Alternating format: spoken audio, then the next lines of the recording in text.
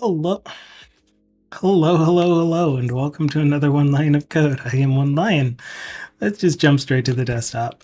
I've been working on getting this lot utility thing, the lot reference options to map and reserve lot numbers.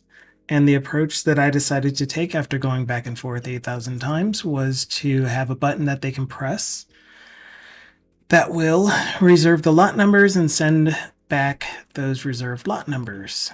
So the way that I am doing that, yes, hello everyone. Just greeting you. I was in the middle of getting this done, so I just jumped straight back to it. But welcome in. Hi, hope you're doing well. We don't need these comments here.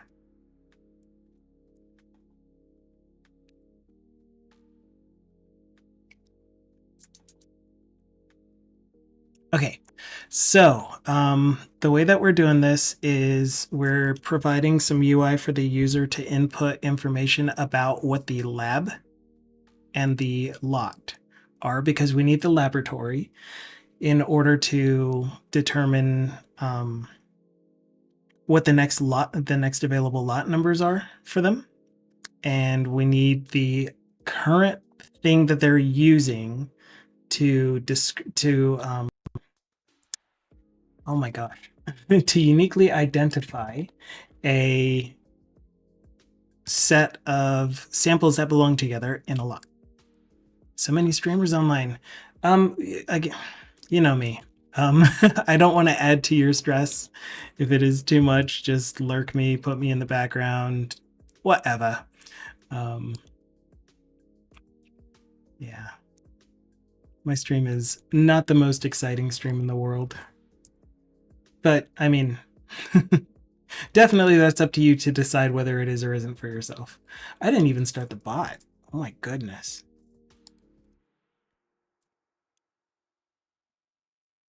How do you put a line in the background?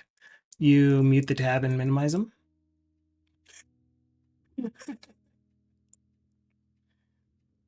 Does that work?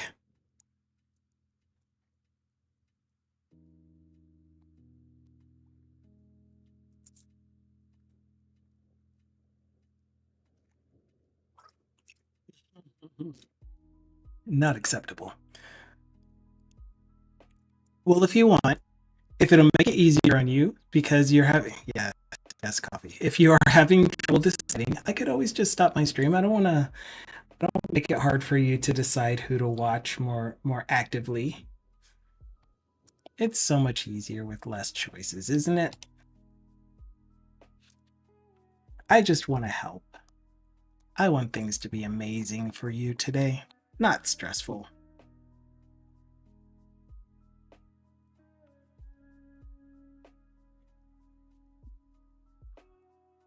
Because right now I am lurking on Tyndall, BitGamey, Finite, and Maybe.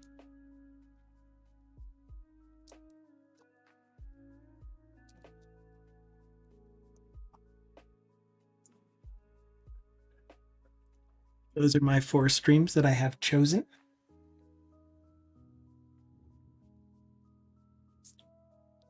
I wonder if Tyndall's going to make this one of his normal streaming days now that he's able to stream his work product.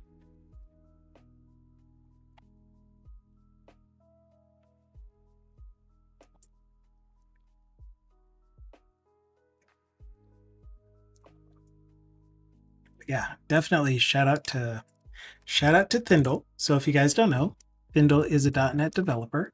He is working on an e-commerce site. Is he actually working on his work product currently, or is this still a different product? I don't think I was there when he started doing actual coding. He was still doing his introduction and telling us some stuff. And then I went to do exercise, and when I got back, he was working in code, but I didn't ask about it.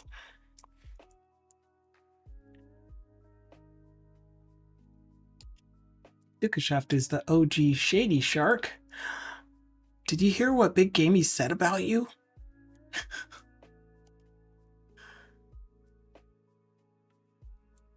Okay. So here's our current progress. I'm looking for some sample files.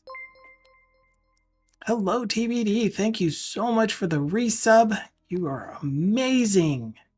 Really, really appreciate that. Massive shout outs, and hopefully we'll be able to do another shout out for you when there are more people around. But massive shout out to you in 48 seconds. TBD is working on some really cool .NET applications. His primary stream project is a project management and planning application. Yeah, that thing, codenamed Liquid Sky, which is a tool that is akin to Jira and DevOps and whatever other kind of project management and planning tool you might know of, but nonsense. But it is in a from a different standpoint. So I'm not even going to say it's better or worse than what is currently out there. I personally like the approach he's taking more than what's already out there.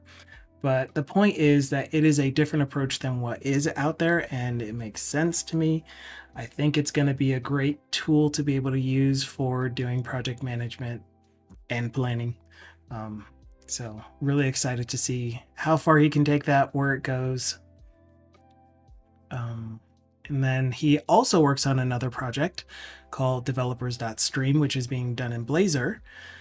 And he is open sourcing this one, but it is a platform-ish. I don't know if we can really call it platform. I think platform is a good word for it, for being able to discover developer streamers. So let's say that you are someone that's just looking around for whatever streaming service has a developer in the language that you love working on some kind of project that you're interested in.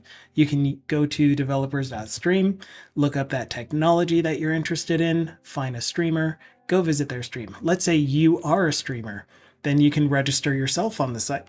And of course, this is all self-register. You opt into being on this platform.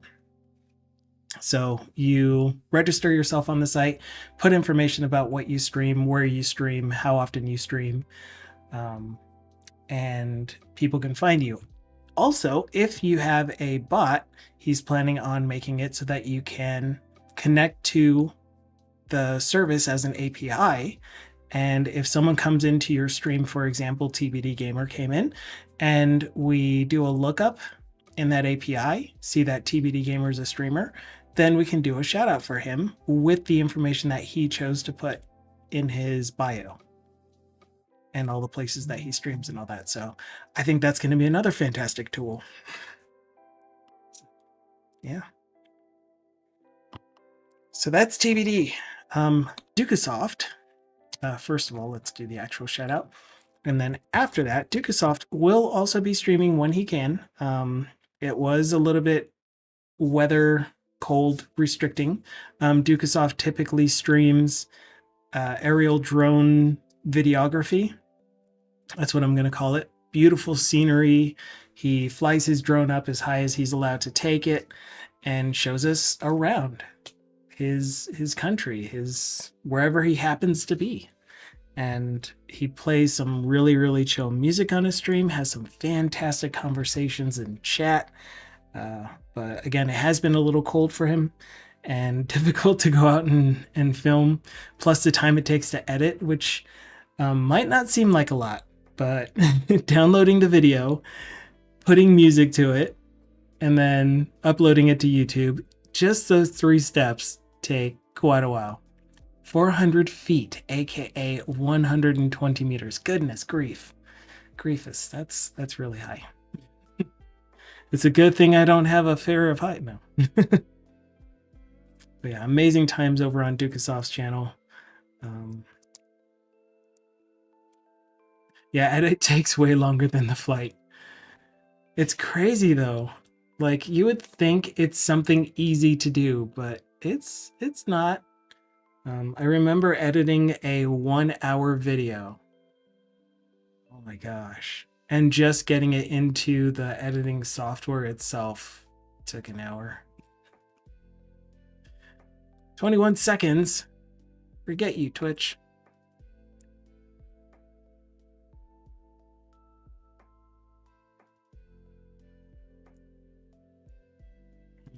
Lab data. Samples. Okay, here's the progress that we've made so far. TBD says, I've been trying to make a video on tech debt. It's been 2 months so far. I have the intro down, and that's about it. I keep deleting the parts where I talk. Like, I remember trying to record some videos that I was going to put out as a tutorial series on making a full stack web application using .NET MVC back when it was relevant. And the approach that I found works for me. And if anyone found it useful as well, then they might also be able to enjoy that. And that was way back. Is there a way to get to the last page just by pushing one button? That would be really nice, you know? Like, I didn't think that I would be streaming. I thought that I would just post a couple of helpful tip videos, like 15-minute videos, and that was it. Thank you. Did that just now show up? Am I blind? Was last page there the whole time? But yeah, you can see the first 3 videos, even this 5-minute intro video. Oh my goodness, that took forever. Ow. You guys can't hear it, but I can. So I started off with death by PowerPoint, gave my backstory, and I was like, you can skip this entire video because this is just background. Here's some expectations. Here's what we're going to do. So I planned it. Then the next video was all about the design process. Oops.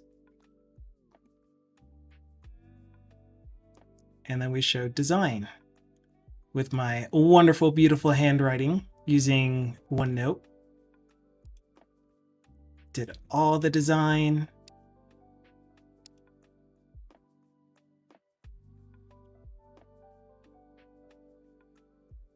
Yay! Thank you, Brazen. Thank you for being here. Goodbye. May you have love in your life and enjoy. And then the next video was where we were actually starting to set up the project itself. And this is as far as I got. I was playing music over it, doing the whole speed forward, but letting you see all of the code to translate from our table, from our database entities into our modeling for it, and doing database. Was this? No, this is code first. So yeah, it was pretty much just a time lapse of me creating this and pausing a little bit to do some voiceovers to describe the step that I was on. After about 2 weeks of trying to do just this one video, I'm like, I'm not going to be able to keep up with this. So I quit. And then I started streaming instead. I'm like, let's just do this real time. Narrated version coming soon. Never happened.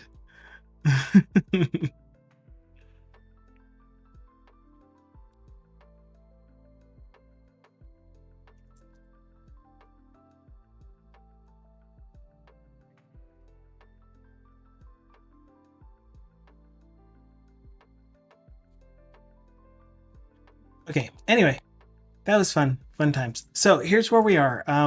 The direction that I decided to go, and I stuck with it, even though I'm still not fully sold on it, but it is getting the job done, and it does it really well. It's not like super out there left field that you wouldn't expect this kind of UI to exist, but I thought of other ways after the fact that I could be doing this, which is just leaving the lab and lot out there and then having a separate button for assigning the lot. But right now I combined the lab and lot fields together in one editor, and I have that they are required. So then the user will specify the lab, and then they will specify the field transformation that is going to be used to determine which of these samples that we got back belong together as a single lot. And so that for this is analysis batch. Immediately we can see that it went to the server. Actually, let me refresh so that we can start in WebAssembly so we can see this happen. Maneki neko.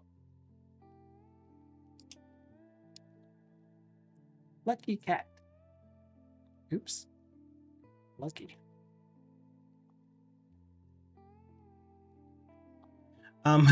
Sorry.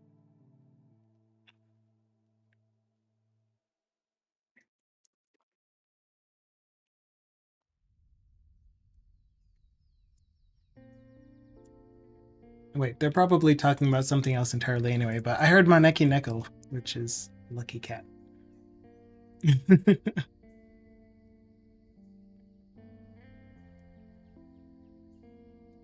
You know, those white typically porcelain. Porcelain. I don't know how to spell porcelain. Does anyone know how to spell porcelain? Porcelain. White cats with the smile expression, big eyes, and one paw in the air. Usually have a golden bell around their neck. They go like this. Maneki neko.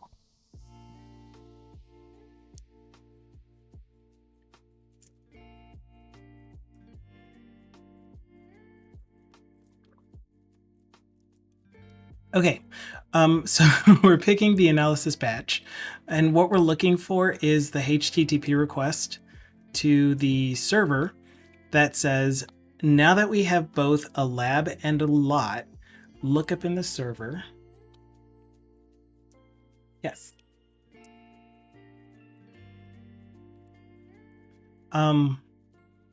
They're a blessing.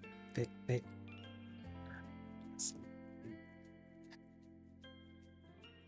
I'll stop responding to Big Gamey now and do my stream. So we pick the analysis batch. Now that we have both lab and lot, it's going to go to the server and say, can you give me back any matching reserved lots for the values that we are providing? And in this case, it didn't find any. So we went ahead and assigned TBD. Sorry, this is going to get annoying, TBD. I really apologize.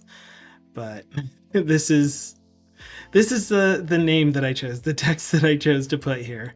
So if you keep hearing your name, your initials, I apologize. It makes sense. You're used to it. Don't worry. Okay.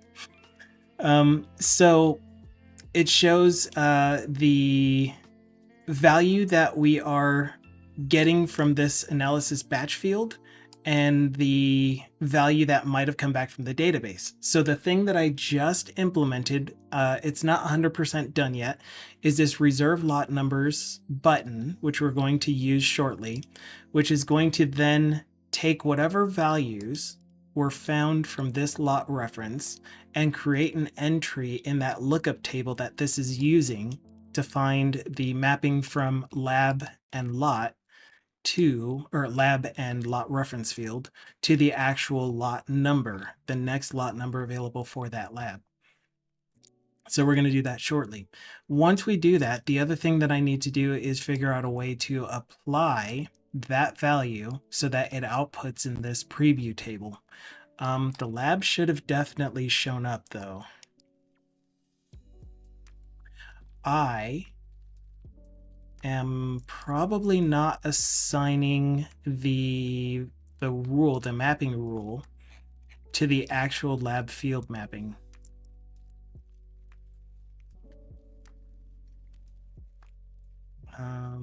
So we'll have to look at that.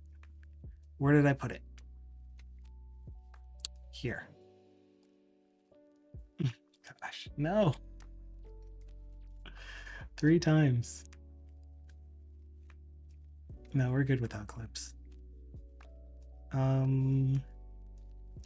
Okay, so this is the step that we are currently on, that we're working on. So I'll just go ahead and mark it. I I've been trying to use bookmarks more often, but I honestly struggle to find them.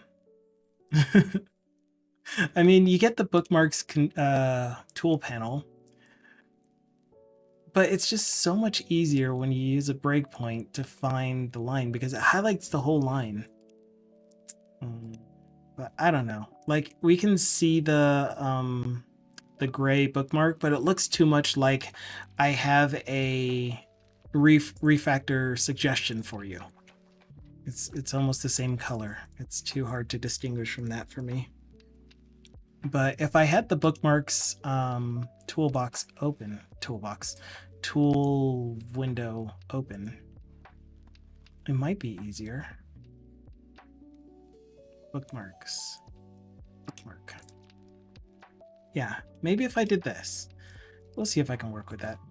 TBD says, although bookmarks are like regions to me. If you need them, there's a likelihood you have a bit too much in your code. Well, in this case, I'm bookmarking the place that I want to go back to because I'm stepping over to the part where I am confirming and assigning the lab mapping rule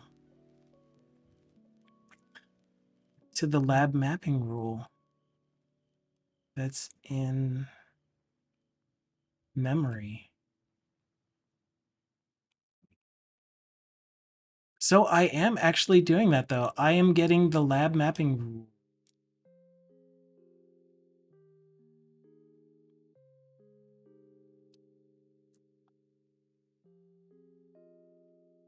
From our field mappings, which is coming from state. Yeah, so I'm doing exactly what I think I should be doing. So we're finding the lab field mapping from what we currently have stored in state, and we're updating the mapping rule to be the one that we're using in this dialog. So here, the mapping rule is a constant value mapping rule, where the value is whatever they type in here. And that's what should be showing up. Thank you so much for the follow. Oh, for the raid, Anna. Oh my goodness, you keep coming here. You're so kind to us. Out of all of the amazing streamers that are currently live, you got Thindle, you got Big Gamey, you got Finite. You're coming here? Thank you. Many hugs, much love. A follow? I've been following for a while. My bad. I heard the noise, and I don't have a different noise for raid versus follow, so I just assumed it was a follow. And hello, cat. How are you doing? Hello. Why do you want? Just asking. It's so hard for me to say. I don't know. What is this noise thing? It goes blink. And you even can see the little follow notification thing on screen when that happens. But it's the same noise as the raid, apparently. So Anna is saying, stream went good. First half was dev goodness, where we fixed some mayor issues. Like mayor issues. Noise must be Anna quacking. And second half was my avowed addiction. I'm so glad you're having fun with that. I don't really watch game streams, so I haven't. I mean, like, I would have been lurking as well, but there were 4 developer streamers that were on at the same time, and I typically lean towards developer streamers. So when you're doing your development part, I'm definitely watching that. But playing games, that's hard for me. It's too distracting for me. Kat says, not bad. Been playing Kingdom Come Deliverance 2 for the past, well, since it released. I love it. It's my new number 1. So TBD was asking, you enjoying Avowed? I got it, but haven't played it. I've mentioned this before, and I'm going to keep shouting him out just because he's an influence of mine. Now that was another raid. Oh my gosh. Thank you so much. Tyndall. There's another stream that I was lurking on, but I believe you noted my actual name. Ravi, oh my gosh. Goodness. I really need my bot to tell me when I have a note like that. Because right now it's in Notepad and Notepad was just closed down. I didn't even have Notepad open. I really need Notepad open. Oh, you mean like real streamers? Yes, I do mean like real streamers use. Wait, what? I really don't remember what that was in reference to, but that's okay. Oh, the noises. Okay. I'm jumping around a bit too much because we just got rated by Anna, so I'm still greeting her, even though she probably needs to go off to class soon. Maybe not. I can't tell you what to do. You do you. As Bit Gamey would say, you do you, boo. Scod is here. Hello, Scod. Dukasoft is here. What? Belint with the raid party. Thank you so much for being here. Weeb is here. Hello, hello, hello, all of you. I hope you're having a fantastic day so far. We're getting stuck into work code. Your actual name, it is known. My name is Umberto. My actual name. Juan Van is here. Anna's greeting Thindle. Thindle's greeting Anna. Anna's a duck, but yes, she needs to go. Everyone is here. Yeah, but thank you so much for your raid, Anna. Really appreciate it. Definitely check out Anna. Dukasoft already did the shout out for her, and I'm sure he's getting ready to do another shout out for Thindle. Although I think Thindle's shout out hasn't cooled down yet. We already did one close to the top of the stream. I truly am a duck. I'm going to waddle waddle. Then she waddled away. Waddle waddle. Then she yeah. So that works. There's a Soduka. All right. So here's where we are though. I'm working on a tool for my work, for my job, that transforms a supplied file, turns it into a set of database records that we will eventually dump into our database, perform some record checks on, and eventually it will live in our environmental database. Clearing some notifications. And so I was making some decisions because for lab results, these are chemical tests, chemical analysis performed on samples that we send to the lab. They send us back the analysis results on those samples.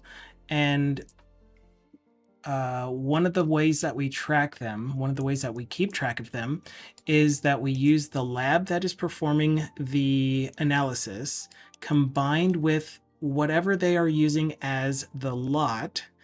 And so think of a lot as just, you know, those trays that you've maybe seen that have vials in them, that have liquid samples usually when you see them, but they could have any kind of samples in them. They could have solid samples, they could have liquid samples, they could have air in them. So all of those are put together on a tray. That tray and set of samples is called a lot. And then they perform tests on all of those lots. In the lab that we're doing this for, they have a field called analysis batch that does not match what our lot numbers look like. And so our lot numbers in the database are a 4-character code. There it is. Our 4-character code that is alpha only. So A through ZZZZ. Yay. Unrequested and horrible linkage. Well, I won't click on it, but if anyone is interested in seeing this picture, you can see the giant rubber floating duck in the Victoria Harbor. I've seen it a million billion times, but I'm going to keep doing work. But definitely tell us what you were doing on your stream, though, Thindle, as if we weren't actually there watching you work on your... actually, I don't know. Was that your work product that you were working on now? Because I remember at the top of your stream, you said that you talked to the client and they were able to, or they said that you can stream the work product, which is awesome. So yes, it is an auction system. It is client work. Very cool. So glad to see that there is another .NET developer that you can watch doing real world software development for a client. That's so cool. Thank you for doing it, Thindle. Really appreciate you doing it. I did a co-working stream on it behind the scenes once. Yeah, that was like 2 weeks ago. But now I got to actually talk about the code. Awesome. Awesome, awesome.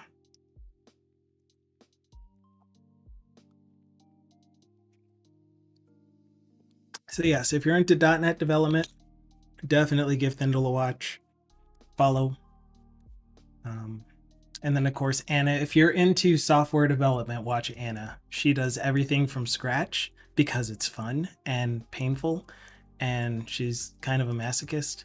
And and then if you're also into software development, watch TVD Gamer, who doesn't do everything from scratch. He tries to use existing established things because chaos. That is the reason. And learning, says Anna. He tries to use existing things, and those things just end up being as difficult to use as if he started from scratch sometimes.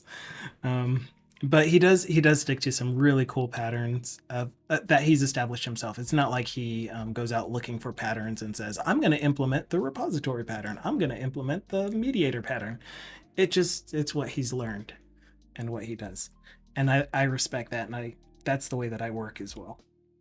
So anyway, those are our amazing community streamers that are now here, that rated us, that are hanging out in chat. Feel free to ask questions, talk about software development, or if you just feel like having a vibe out session, then hang out while we work together. Because I am doing client work. I'm getting paid for my time, so I try to focus predominantly on the software development portion of the stream and less of the talking. At least on Mondays and Wednesdays. On Fridays, starting about 30 minutes from now on Friday, you can join. Oh dear. That's awesome. You can join us for Community Day. Oh, praise the duckness. Anyway, so we have a community day on Fridays for 2 hours where I just take 2 hours out of my workday and we have conversations about whatever you want to talk about that are typically related to this channel. Well, I will try not to change the expectations too much for it, Anna. So if one day you happen to be around, then you should feel like there is no rush to join one, because it should be going for a while. It's in the cards to go for a while. Well, I won't go too far into that, but yes, no pressure. So Thindle is saying my session on repositories start with. Wait, did I miss something? No. Okay, so my session on repositories start with, this session is a huge bait and switch. Welcome to doing repositories the right way. Clicks clicker.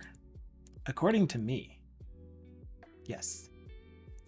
Hoping to see y'all on Community Day, and if not, I still like you. But yeah, I don't like making people feel obligated for anything at all, ever. I just don't like that. Honestly, I look forward to it every week, says Thindle, so I try to be around for it. But yeah, no pressure. And then Anna says, it's just my sleep schedule that has been a mess, but is better now. So hopefully, yeah. Definitely take care of Anna first. And then if you have time for us, then awesome. We'd be glad to have you. Thindle says that my session thing was about the learning patterns thing. Okay. Cool. One day I'll be able to keep all of the chat in all of the chat in a ducks row. All of the chat context threads. And then Anna says, okay, seriously going to waddle off now. I'm gonna be late. Don't be late, especially not on account of me. Community snoring ducks. And then Thindle says to Anna, have a wonderful date time dot now. Yeah, Yes, .utc now. Remember we were talking about that?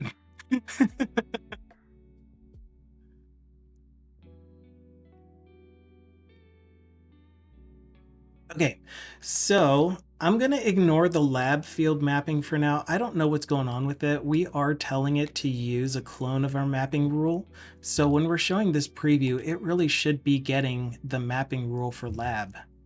I don't quite understand what's happening, unless it's not actually finding the lab field mapping in the set of field mappings, which is entirely possible. But for now, I'm going to close and reopen Visual Studio because I did do a poll before starting work on this again, because I was working all morning on that computer over there, as I do. And usually after I do a poll, I don't get my symbols resolved immediately, which is kind of annoying. Thanos says, I'll be right back. Right back. Need to deal with phone in the last 3 hours of work emails. Well, you know where I'll be. Oh dear. Oh dear. I saw this. Gone. Go. Go. I don't know if you happen to hear Big Gamey say, because he shouted me out 3 times on his channel with a clip shout out, and all 3 times the same clip came up, and he was like, One Lion needs some new clips.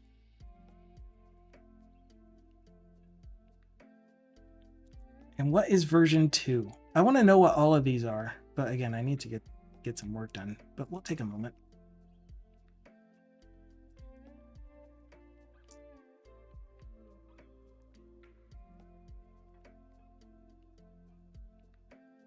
No, I hate it when that happens.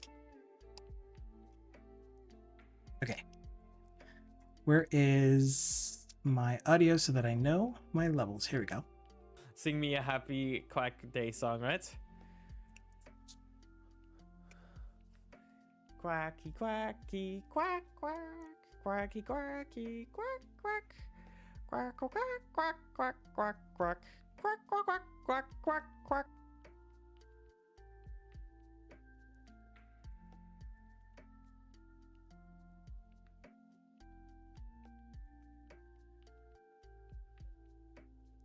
And now we'll see your accidental post.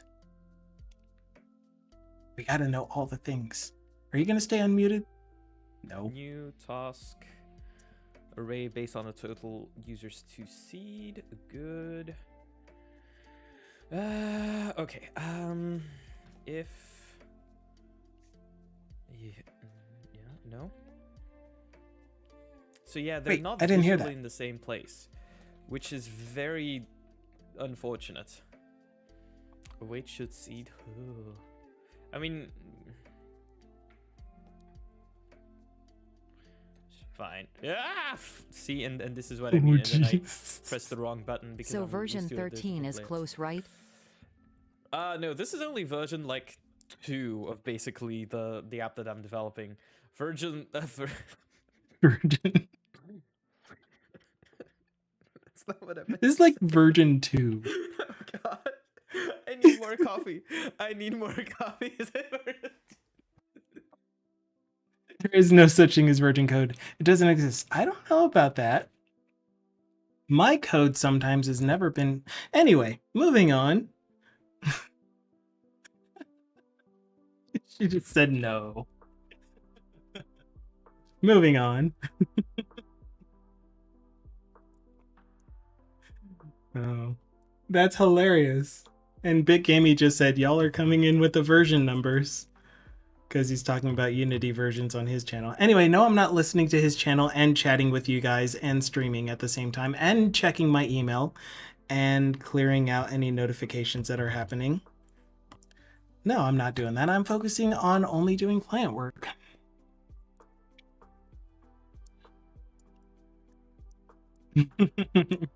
Robbie was like, clap. Was that just one clap? Was it one of those?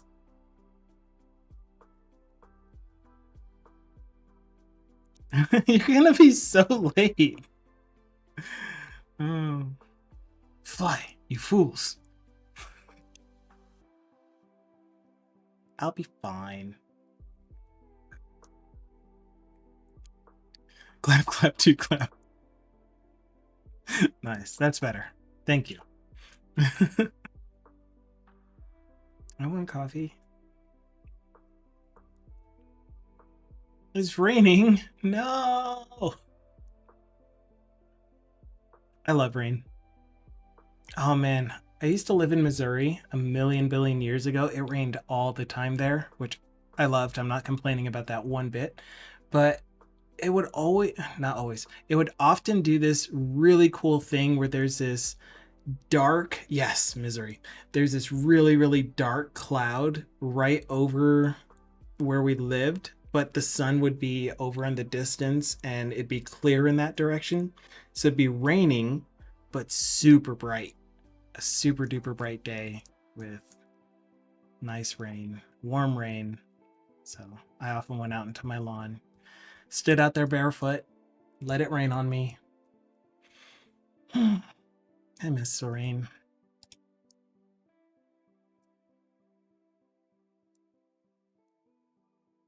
Okay, see you later, Anna.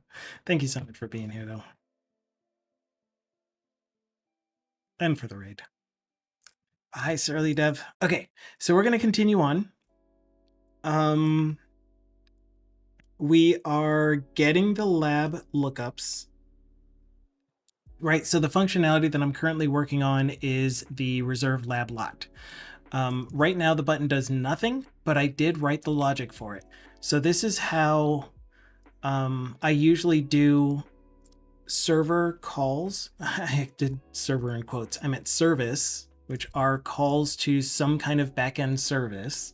When I'm writing an application that can be run either directly on the server or in a client server kind of situation. Because this app is a Blazor web app and I have render, well, right now I have render mode server only, but it would be render mode auto if it didn't break on the server, if it didn't suck. So the way that I usually do it is I have an interface. Thank you for the shout out to Clayman. I have an interface that has all of the available service methods and they're grouped by type. Like all of these are lab data service stuff. So I have an interface that says, here's what you can do in the library. And in this library, one thing that you can do is reserve lot numbers based off of the configuration in this window. So we get the I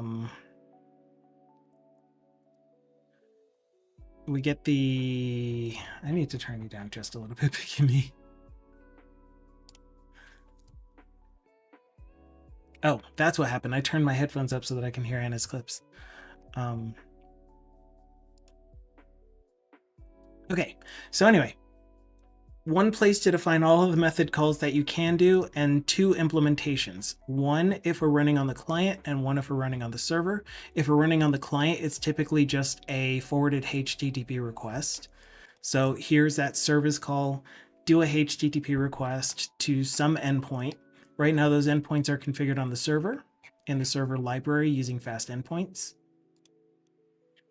And in this case, it's going to lab data endpoints to an API endpoint that is /API/lab data/reserve lots.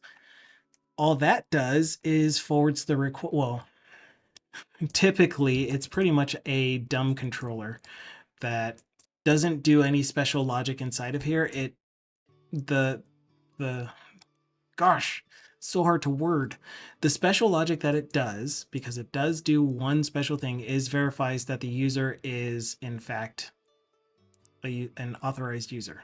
If they aren't, then we send back 402. 402? 401. 401. If they are an authorized user, we again forward that request to the server-side service implementation. The server-side service implementation is the one that has all of the logic. And in this case, the logic is first find all of the lab lots that have a reservation, that have already been assigned a lot number, And for anything that's remaining, then increment the highest reserved lot number by 1 for each lab lot combination. And so that's what all of this functionality is doing, where we are updating the lot to the next lot number. Problem is, as I mentioned before, that the lot numbers look like AAA, AAB, AAC, and so on, all the way up until AAZ, which then goes to AABA.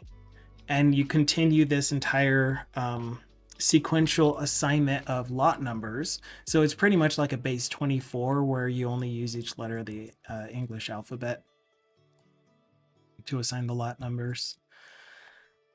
And so there's a bunch of issues that comes with this. One, the reason that we're doing it this way instead of just using the value that they give us right off the bat is because the database is expecting 4 characters for the lot number. So then you may be thinking, why not just increase the column width or the character max length for that column? And it is for the reasons that all of the existing checks that are going to occur to this to the records that get updated are in stored procedures currently. I normally have the practice of, if I'm modernizing an application, moving all of the stored procedures into C# code so that they are easier to maintain, at least for me as a solo developer. Easier to debug, easier to find out where there might be issues, and there have been tons of issues with these stored procedures that have been there since like 2008 that I have had to track down and resolve. So one of the things that I want to do eventually is, when we are refactoring this RTrack app and modernizing it, we're wanting to take these stored procedures out and put them into C# code. That way, maybe then we could just use the lot directly as is and not have to worry about this whole incrementing code and then remapping back to the original file and finding out which one of the sample records does this database record match up to. Oh my gosh, it's gonna be bad. Is there a way to capture the originating lot discriminator? Yeah, I mean, that's what we're doing essentially, but anyway, hello Abatus. So the other problem though is that within these stored procedures, the check lot process, for example. So this stored procedure calls like 10,000 other stored procedures to do these record check things. So let's look at check lot. And check lot, which is not to be confused with choc lot, also calls another 6,000 stored procedures. But one of those stored procedures is check valid lot. And inside of check valid lot, which is so blind,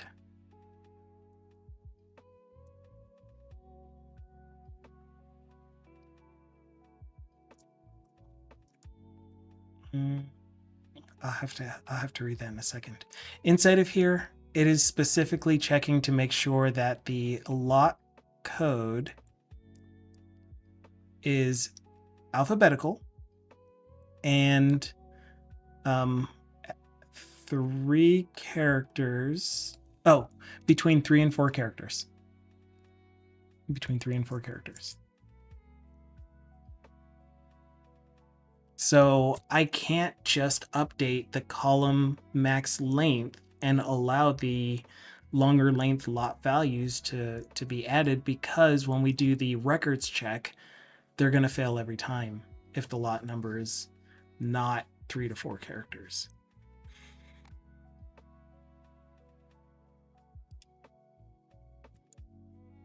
Yay! Okay, so then the issue came up with, well, how do we turn their provided data into something that has a lab and a lot in the format that we're expecting? And so the decision that we together, the decision that we made was to use our existing field mapper UI, but combine the lab and lot, put it in its own editor where they have to specify the lab, they have to specify the field and transformation rules to use for the lot. Then it goes to the database and checks, does that already exist? Have we already assigned a lot to this? Yay, nay. If not, provide them the option to assign the lot numbers after they've done this configuration. Because if we do it every single time they change, then we're reserving, in this case, 4 lot numbers. Like if I just told it to give me back the next 4 sequential lot numbers, then it would use up those lot number slots when they choose the field that they actually mean to choose. So for example, analysis batch. And so here, when they push this reserve lot numbers button, which is not hooked up yet, but it's really close, then it will give them back the next sequential lot number. The button would disappear because there are no remaining TBD values. Values. Okay, so now I'm going to catch up in chat. Me yesterday, says Thindle, had candy. Felt bad about having candy. Me today. I want candy. TBD Gamer says, asks, isn't that the shoe that gets thrown at you? Thindle says, I need to get more discipline. TBD says, it's overrated. Thindle said to TBD, I'm in shape. Round is also a shape. Dukesoft says, Thindle shape, best shape. Yes. Thindle says, on the positive side, after January, I'm on the last hole on my belt and need to buy a smaller one. Congratulations. Surly Dove says, I bet you know how that feels. Wrong window. Okay. Totally okay. I do that all the time. I am not offended by that. Please don't feel bad about accidentally typing chat into this chat that was meant for another chat. Okay, let me fix value. Save.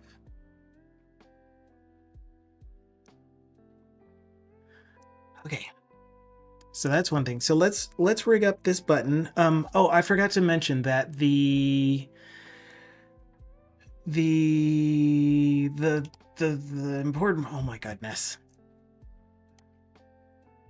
The important part of this process is to be able to increment the lot number in a predictable way. Hello, Core. And so I wrote Copilot wrote the rules for this and I modified it for being able to update the lot number correctly, which is so we start at the very end.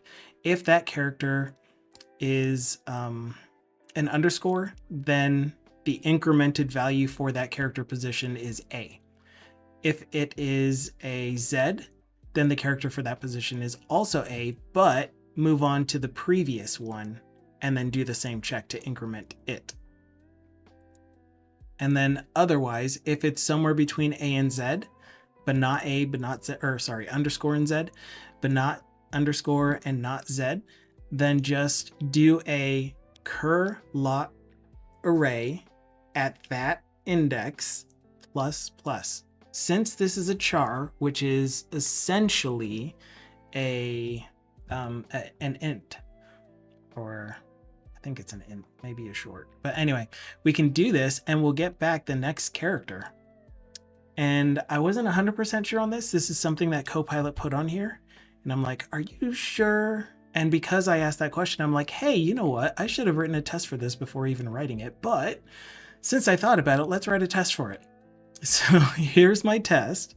I made it a theory, and I'm testing the cases where we're at the very first possible value, which is AAA, or AAA underscore, which will go to AAAA, and then AAAZ will go to AABA. The one case that I'm not testing here is what happens when we're at ZZZZ, because we are thank you, President. Not sure. That's what I think every single time I see it. Anyway, just wait until we get to ABBA. So anyway, we should never get to ZZZZ. In this application, we are guaranteeing that we'll never get to ZZZZ. Is it possible we'll get to ZZZZ? If we send 24 to the 4th samples to the lab, if you get to AZZZ, you become the sheep that gets counted. Anyway, Core's here. Core said, just don't type your passwords in the wrong chat. I don't know. It's not that bad, is it? Oh geez, I gotta sneeze.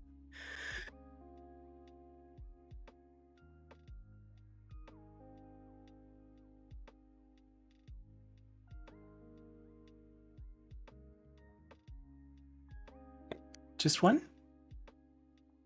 Just one. Kind of seems like. What happened to Maybe? Why is your stream being weird?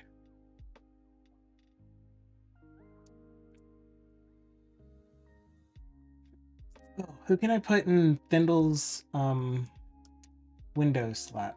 Tomate salad. You can go there. Maybe crashed because I think he was going to start playing Lion King. I don't like watching games, so if he is actually playing games, I'll probably change his lurk slot to Sorcery Story. And then I can stop being distracted by not having all 4 windows with moving people making noise. Because that's not distracting at all. Okay. So anyway, this is the test for those edge cases, which is just making sure that when we're at the end of that set of characters, that we move on to the next incremented character for the previous value for the sequence. So if we run these, then we will see a nice, beautiful green check mark indicating that it's doing what we are expecting it to. Oh, wait. We're expecting the edge cases only. I don't. I should, but I really don't.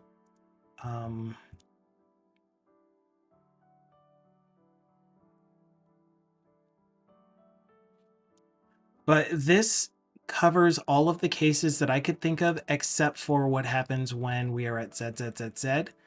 And also potentially what happens when we provide an incorrect lot. Something that isn't just either alpha characters or underscore. But those aren't things that I want to allow in the app anyway. Of course, as I have Visual Studio Enterprise, my coworkers do not. I forget that the lower SKUs do not have it built in. Yeah, I have professional, but I really do miss the glyphs that you got in, what is this called? The gutter area? And what's the other one called? Live tests? Why didn't you actually run the test?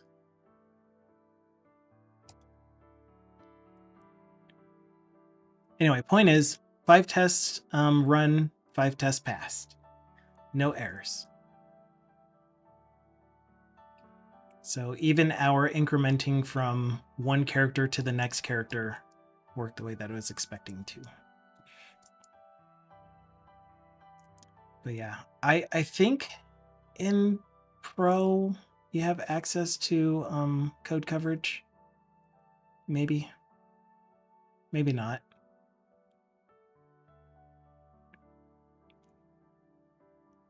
Yeah, I just miss having the glyphs. You still get code lens, which does show you most of the time when test has passed or failed, and you can run tests from there, as well as on the method itself that you are testing. Thank you.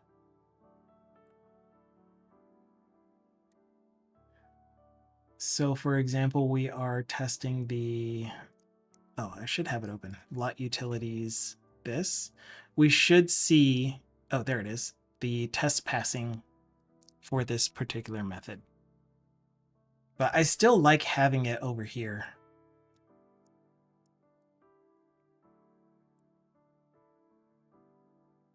It's in the test explorer. You can right click a test group, see analyze code. Yeah, which I'm not seeing. But then again, I didn't right click on the test group. Yeah, okay, it's not there. So yeah, I used to have enterprise when I was working for the same people, but they aren't buying my license anymore. And because it's a small enough organization, we don't make enough money, blah, blah, blah, blah. I'm a single member LLC. Then I don't even have to use professional. I could use Visual Studio Code still. Not code. I could still use Visual Studio Community. I decided to go ahead and, since I get a professional license with the partner program, just use that. Okay. So we've proved that the incrementing lot works. The logic for reserving the next lot number looks like it should work.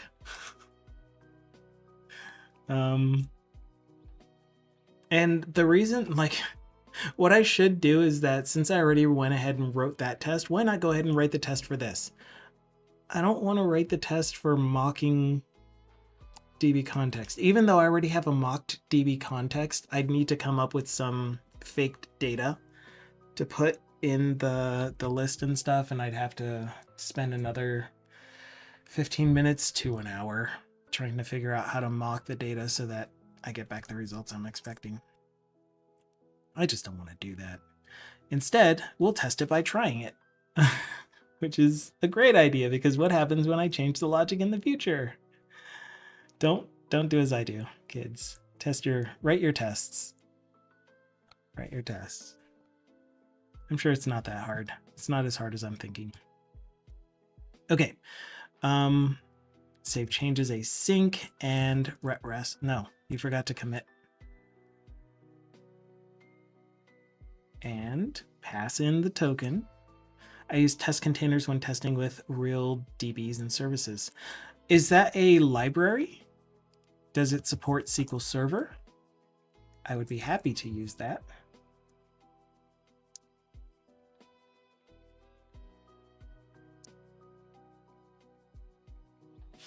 Yes to both.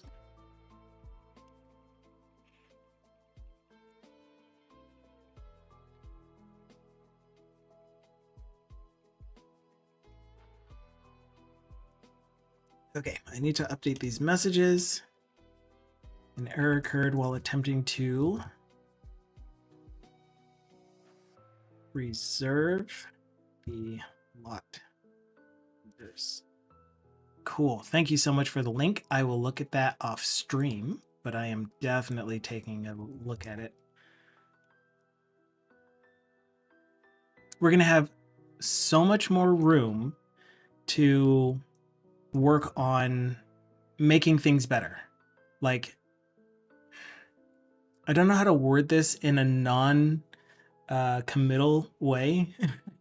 It's not that I don't want to commit to this, but I have an ideal that once we finish this tool that we are in a rush to make, and I've been spending 5 months on it now so far, and it really should have been done a lot sooner. Once we're done rushing through this, we have so many web applications that we are modernizing, that we are refactoring, and I'm the only developer working on these things, so we can make whatever choices we want.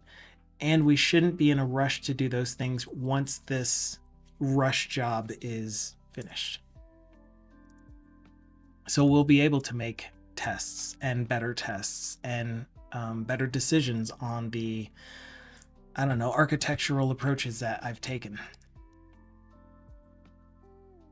Maybe we can find a way to have a lot field that does allow for more than 4 characters. You tell us which value you want for the lot, and then we will just use that directly. That would be cool. Because right now the RTrack application that is currently used to upload this data is a .NET Framework MVC application. So it's pretty crap, in my opinion.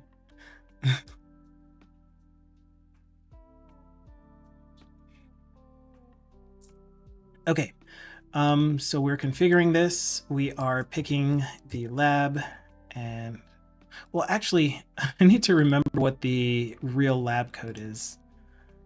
All right, the lab code is ER.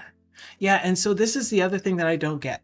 When I load a template, I'm using pretty much the same logic to restore the local version of the mapping rule into this dialog. And why are you wrapping onto the next line like that? I think I need to surround this in a span with no wrap. That's kind of annoying.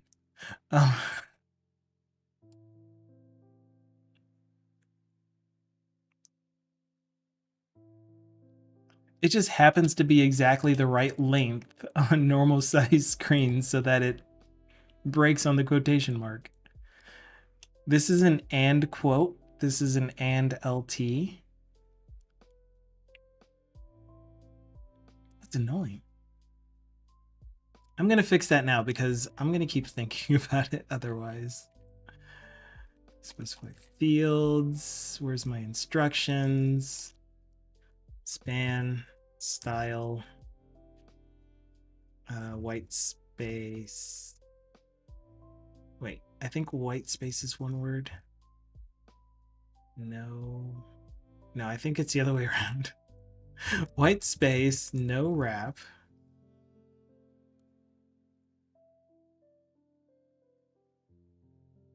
Which I'm going to put you on the next line.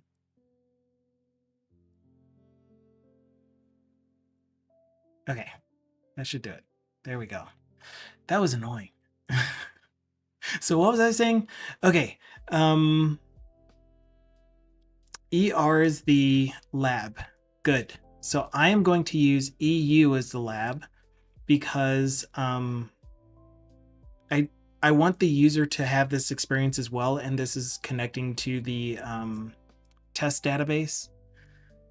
I had it connecting to my local dev database, but then there were issues that he was running into that I needed to debug, so then I just pointed it to my local dev. Anyway.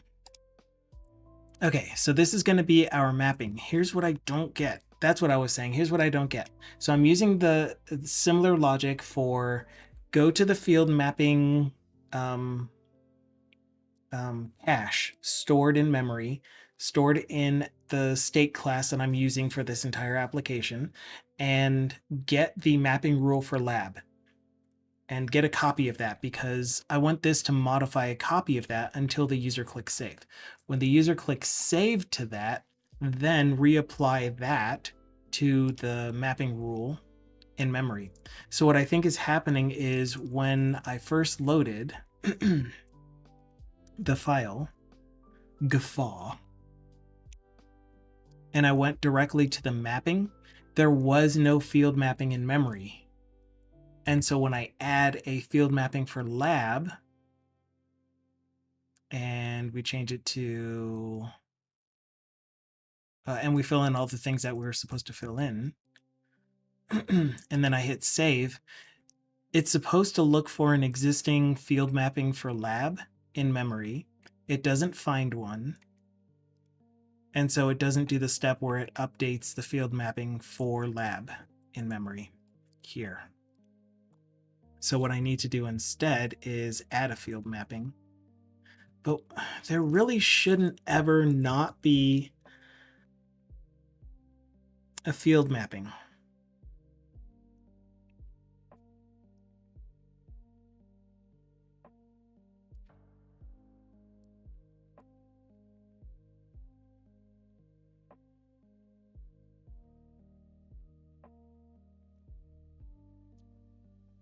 Yeah, that's going to bother me, but we'll figure it out.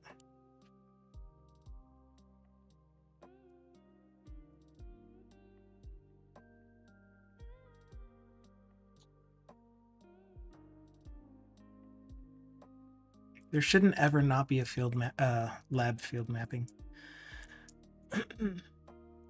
Am I checking if the mapping rule? No, I'm checking if the field mapping is there or not. So the field mapping gets set up as soon as you pick a file. Goodness.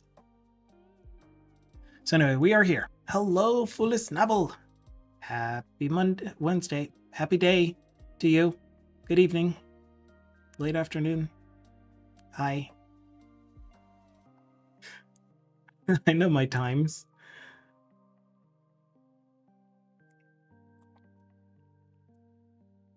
Okay. And Napalm. Hi, Napalm.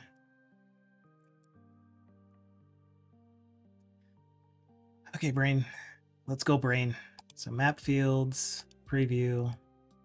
We don't actually see the lab. Boo. We'll fix that soon. For now, let's get the actual reserve lot numbers button working to get back a lot number, which means put it into the database. So that should be as easy as telling this thing to set up the lab lot request.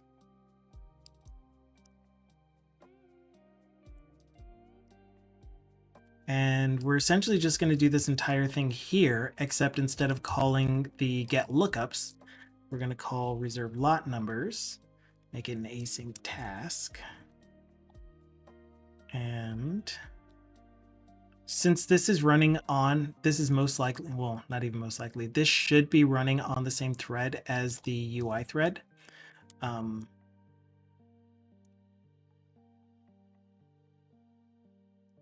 Then we don't have to do this. We don't have to do the thing where we need to do a status change because this is being accessed by the UI. We're updating it, and since it's on the main UI thread, the component will know that it will need to render since we're changing the value of this. So he says, watch me have to do an await invoke async. State is changed. Okay. Really, this should be it. This should be all we need to do to get the reserve lot numbers to work. The response that we're getting back from this is going to be the set of the exact same set that we already have here, except with the two values updated. I heard JavaScript is getting threads too, so now I can have deadlocks and race conditions in JavaScript too. Yeah, so HTTP 3 is supposed to be threaded, getting threads, which would be cool still. If you continue coding in a way that is pretty thread safe because you've done it for so long and you know how to do that, you don't have to worry about deadlocks and stuff because you're already accounting for that, right? Napalm says, just what I always wanted, more ways to shoot myself in the foot with JavaScript. No, you're already doing good practices. President Not Sure says, hooray! Now you get all the fun we have to deal with. Oh man. Just be conscious. Just be aware of what you're doing. You'll do amazing. I know you will.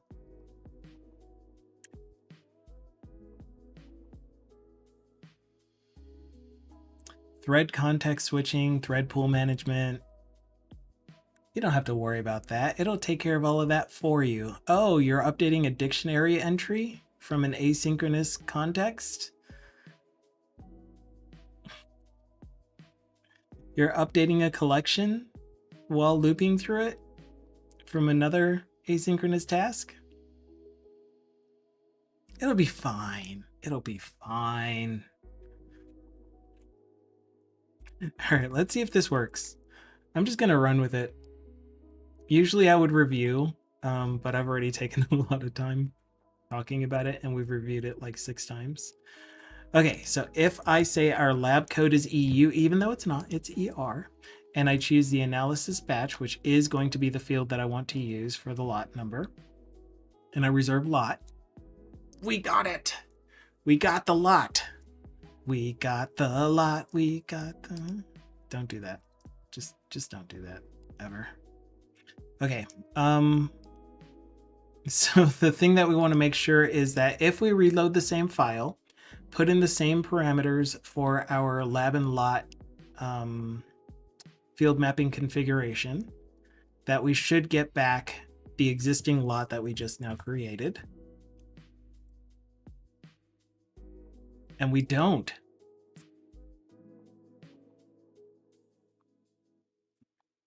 Why not?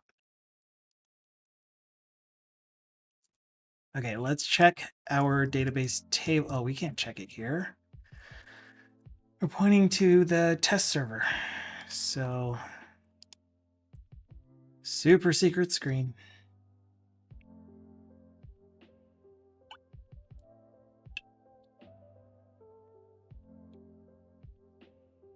Actually, you know what? What I think I'm going to do instead is point this to my dev server.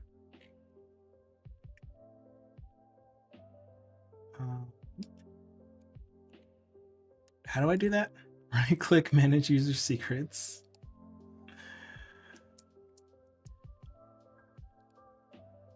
Uncomment this, comment this, save, close. Okay, that should be good. We're going to redo that entire process, and we should be able to see it show up in this table here, provided I did the migration on my dev machine, which I did. Okay, so it's currently empty. We rerun the application. Actually, I need to make sure console stops so that it picks up the new app settings.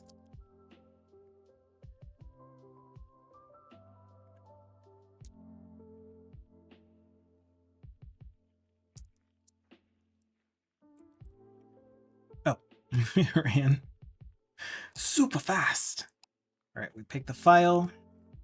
I am going to go ahead and use the correct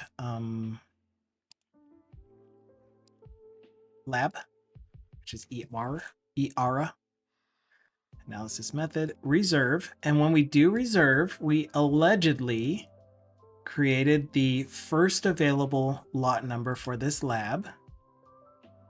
And that is in the table. It's in the table.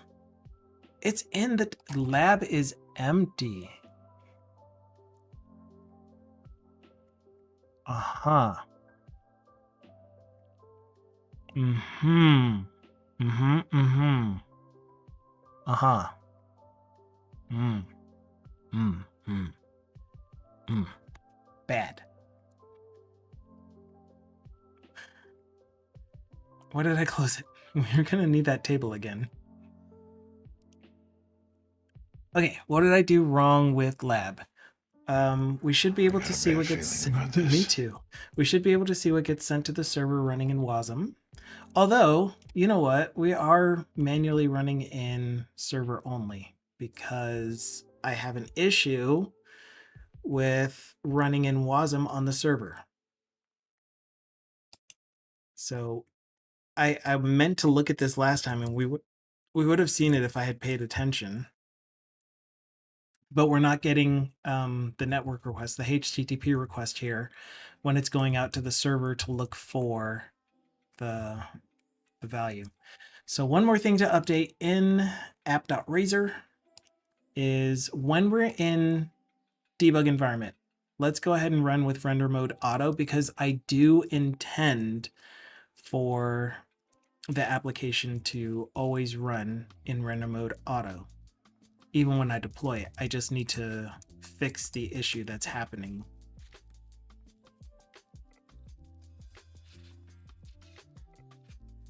Else.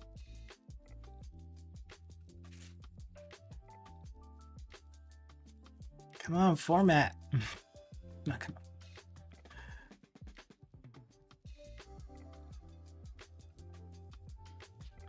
on. Okay.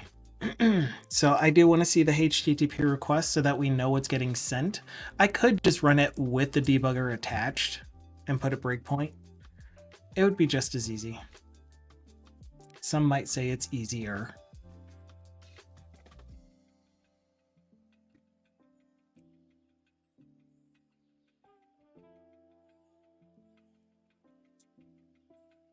Oh, refresh so that we can load in render mode WASM.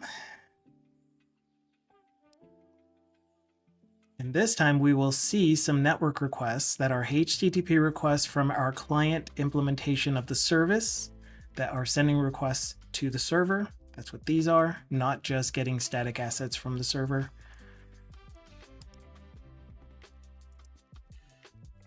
There's our lookup, ER, analysis batch. Okay, and here is our lookup. And we are sending, no, payload. We're sending a lab value of empty string. Why? Why are we sending a lab value of empty string? So handle lookup is await lab field mapping first or default value. How about await lab field mapping dot rule detail?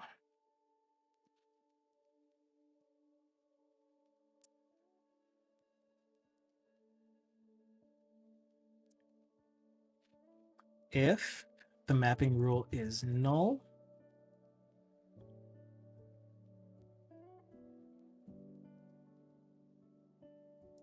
if string is null or white space, the mapping rule dot rule detail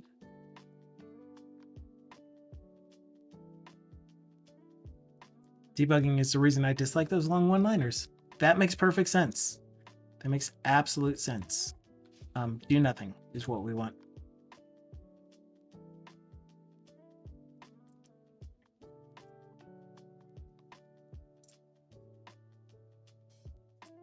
Okay. So we should be able to do this request again, but this time we are going to see that the lab gets sent with the request. There we are. Why is the from value coming back empty though?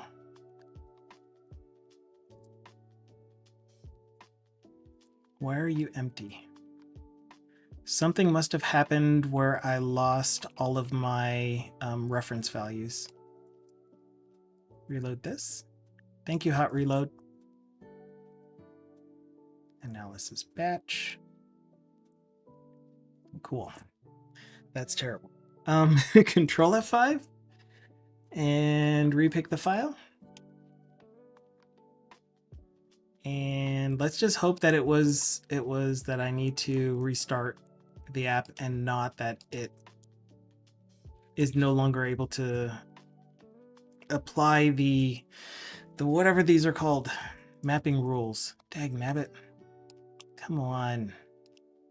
Come on. I'm gonna stop and restart the app. President not sure says same to what Core said.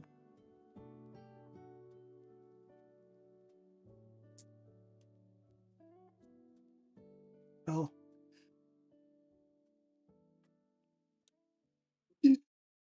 Okay, so reuse the same open tab.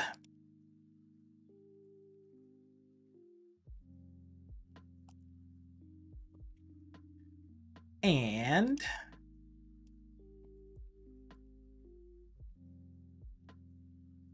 analysis batch. There we go. Okay, so dang it, running WASM, man.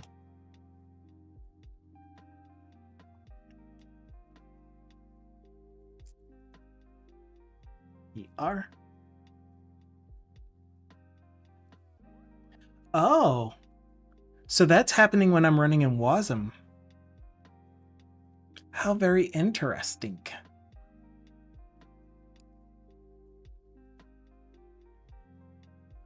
Isn't that odd? So what are you sending then? You're sending the lab field mapping. JSON grid. One of the best tools I have ever been shown. Thank you, Nerd Herder. I love using JSON grid all the time. Turns your JSON into this human readable, easier to read, easier to manipulate thing. Field, table 1 analysis batch, value transformation, interpolate transformation. Oh, right. This is another difference between running on client versus running on server. I'm glad I turned this to render mode auto. Thank you so much for the follow. I'm glad I turned this to render mode auto because I wouldn't have caught this. I would have forgotten that when you do a HTTP request from a client app to a server app, it goes from your actual object to JSON and then back to your actual model type on the server. And if we look in my rules, and I thought that this was going to be a thing and I completely forgot to test for it, but if we look in my rules for the rtrack upload model itself, we can see that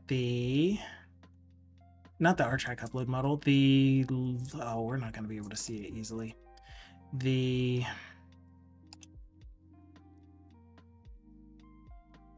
field mapping. Yes. So this is in another library. That's why it's taking so long. The mapping rule. Where's mapping rule? Base. Mapping rule. In the mapping rule, we have all of these field transformations. In the field transformation, we have the field descriptor. So this is the field that we are going from.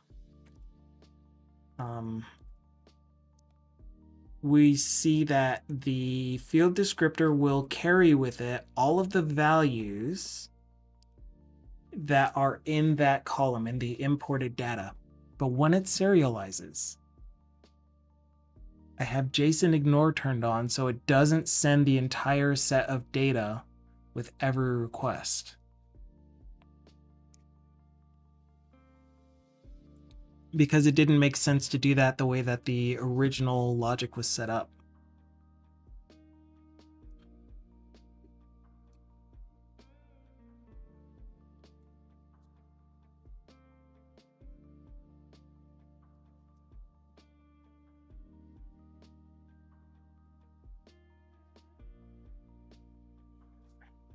And so the reason that this works on server is because we aren't serializing it, JSON serializing this object, sending it to the server, deserializing it, which would then no longer have a value set populated.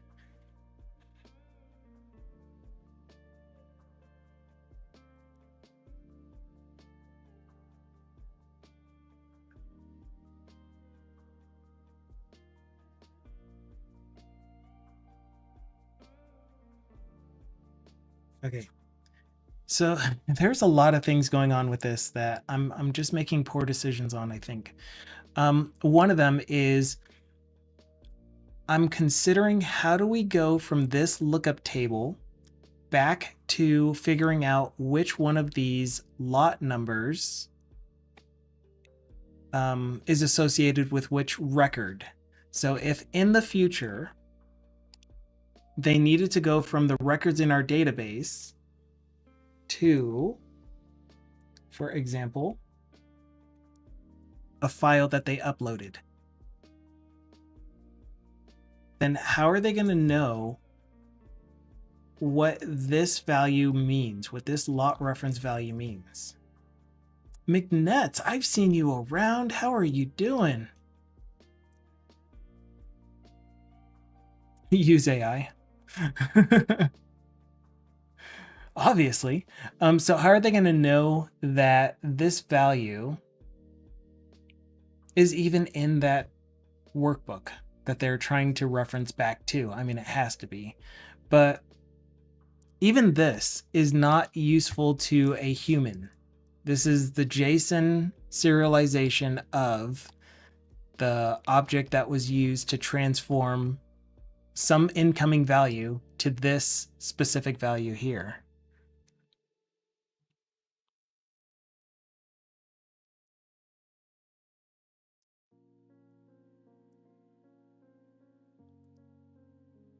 Is it even important, I guess, is what I need to answer. Is it important to keep track of which field was used for this lot reference value and how that field was transformed to get this value, which was then associated with this output lot number?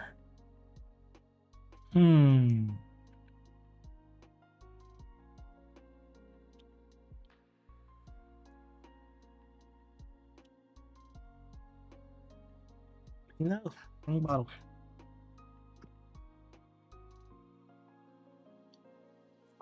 Is it enough to just provide the field name?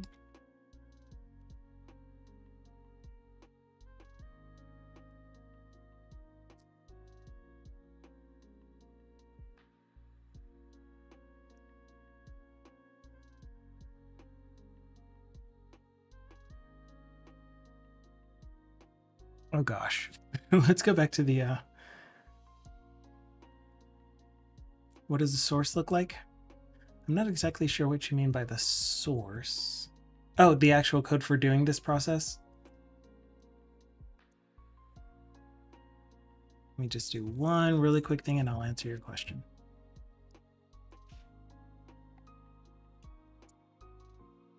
Okay. Lot mapping rule, source field transformation field. Yeah. So this is definitely the thing that I want to capture, is this field name here for which one of these columns was used for the lot number reference. The problem is that in the UI, I'm allowing them to configure a transformation on that. Okay, so here is the current step through of what this does when we push these buttons. So when I change a one of these two values, so it could either be typing in another character into lab, or choosing a different field, or configuring different rules for that given field.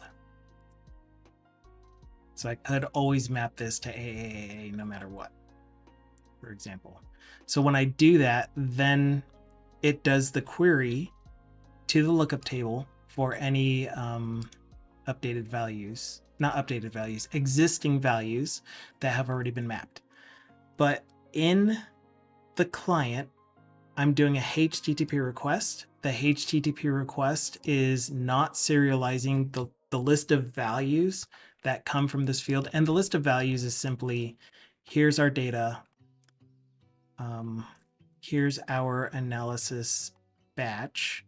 And we're getting the distinct list of values in that column. Which is actually the distinct list of transformed values, but in this case, I'm just using the value directly.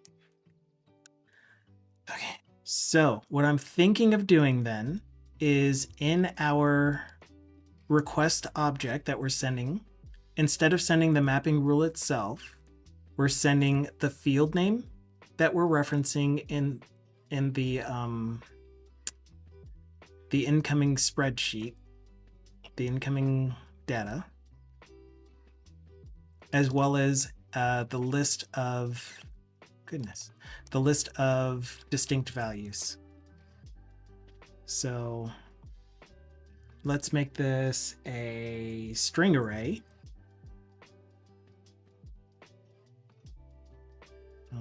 Distinct values. And the public string, and this is a required string.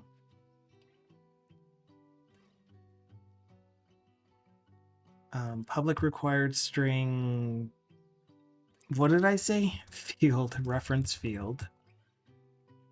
Name. Okay. Give me some comments. And if you do have more questions about this that I can show, if you're trying to help me through this, just let me know and I'll try to answer your questions. I don't mind backseating. And if I ever, disclaimer, if I ever do sound like I'm annoyed at you giving me advice or directions to look at, I'm not.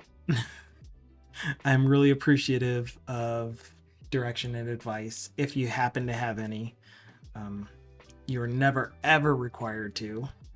If you see me struggling, that is okay. I will definitely find the answer, find a solution to it. Not the answer, a solution to whatever it is that I'm struggling with.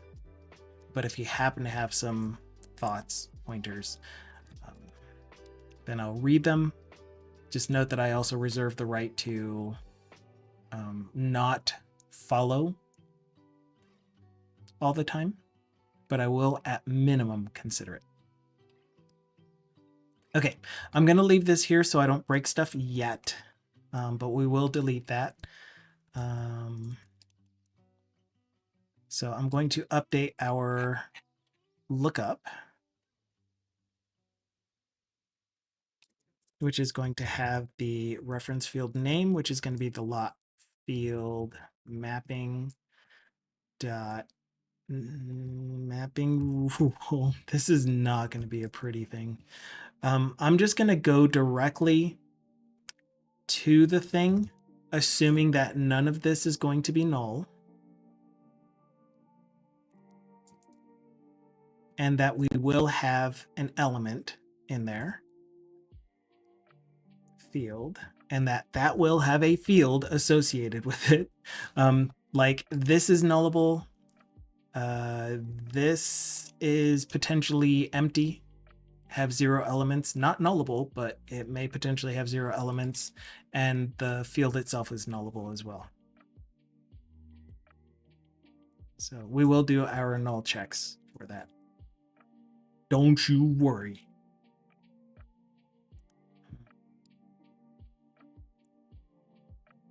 Where do you think I already have field descriptors? I do have field descriptors already. That's awesome. Yay. Okay, so field descriptors are, oh duh, because how else am I listing it? Field descriptors are the list of fields available in the file that came in.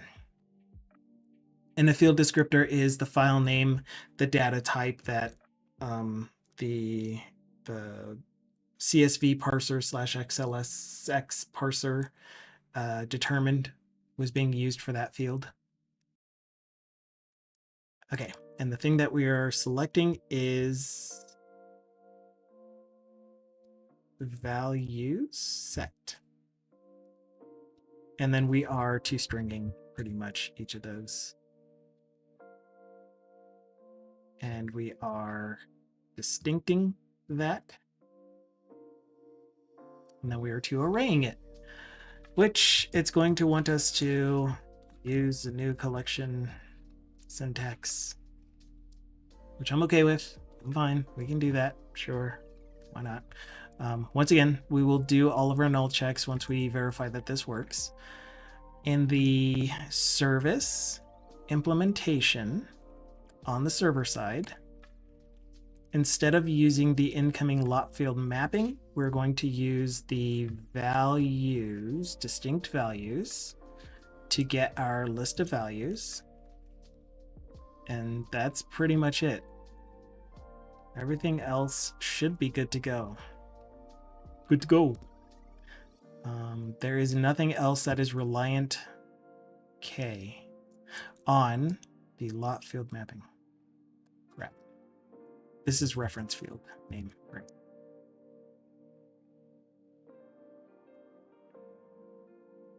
Cool. Good to go. Good to go. Okay, so that is also going to change one of our database table fields. This is no longer going to be called lot mapping definition. It's going to be our lot reference field. Yeah, this is going to be our lot reference field. So we'll need to do a database migration to rename this field.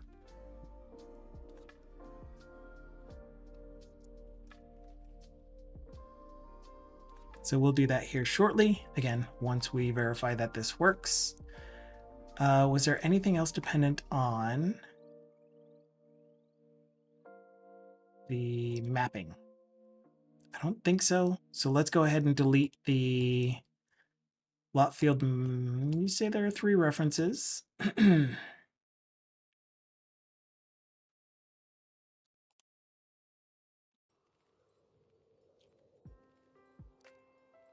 No, we don't want that anymore. And where was the other one?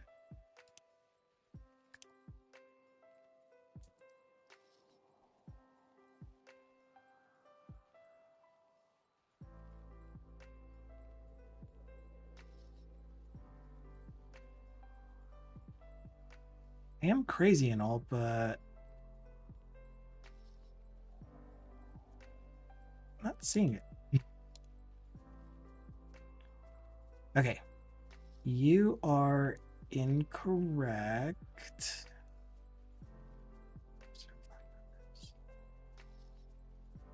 Because we're just going to do request dot reference field name for you now.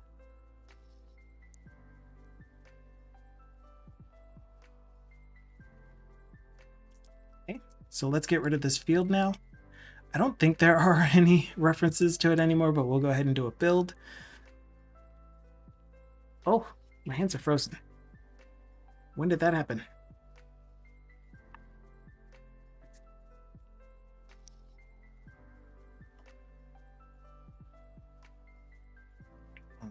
Why do we keep pushing the wrong buttons? Wrong buttons.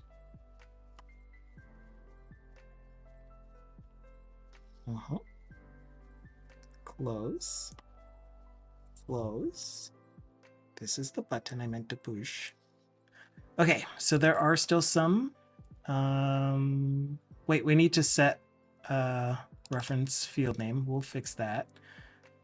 Lot reference request. There is no lot field mapping. Wait, where is this? Oh, this is in the...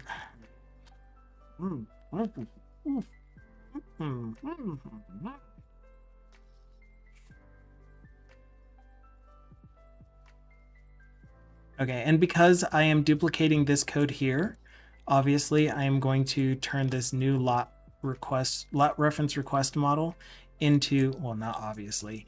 What I like to do is use extension methods to convert one model to another.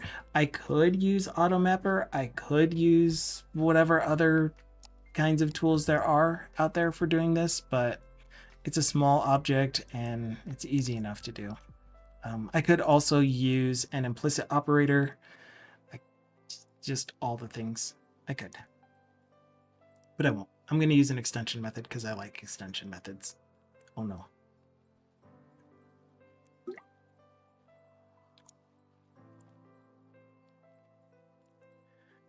All right, so that should have gotten rid of both of those errors because that was the place where I was instantiating a lot reference request model, but not initializing the reference field name, as well as trying to use that lab lot or the lot field mapping.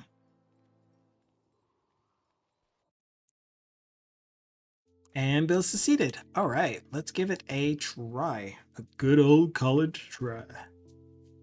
What even? What even?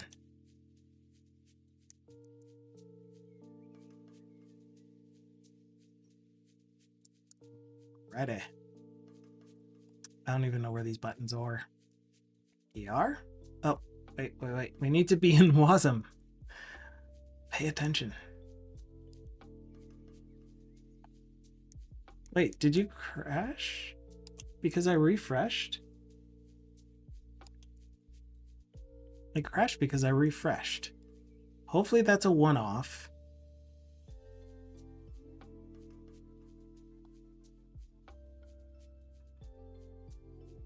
Okay, so I refreshed, which means that we should be running in WASM now.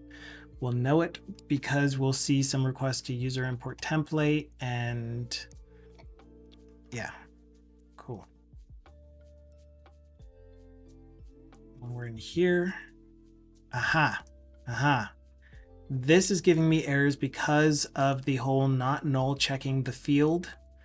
I specified a lab, and that's the only null check that I'm doing. So it looks like we have to do that first. Dag nabbit.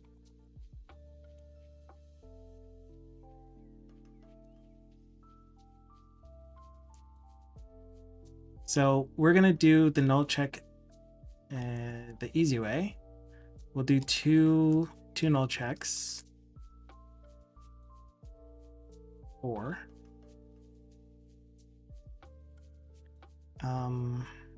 no, we'll do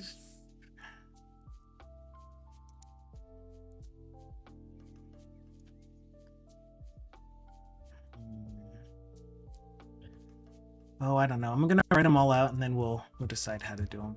Dang it. Or the mapping rule is null, or the source field transformations dot count is 0, or the first source field transformation, because if we pass the equals 0 check, then that means that there's at least one. So if the first source field transformation dot field is null or white space, then we will also not do anything.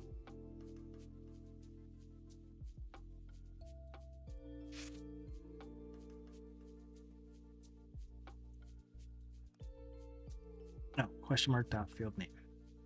Okay, so this will handle if field is null or field dot field name is null or white space. Okay, so by this point we have a missing closing bracket, aka parentheses for the majority of us. So we have now null checked the mapping rule for lot field mapping. We've null checked the field. So what do you think is still possibly null?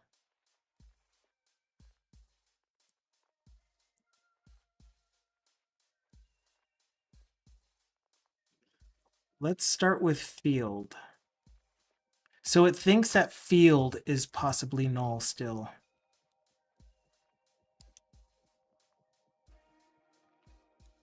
Because it's not recognizing this string is null or white space check.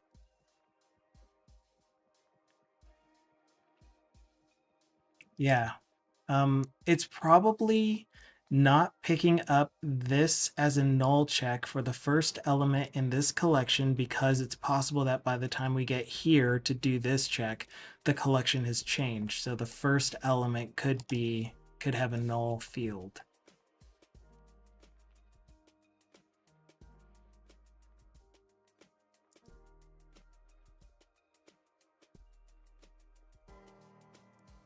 Okay, so we'll do it this way then. This will just make it cleaner for us to be able to track, I hope. We'll assign the field, ref field, lot ref field, to this. And if lot ref field is null, do nothing. Or the field name in lot ref field is null or white space, then do nothing.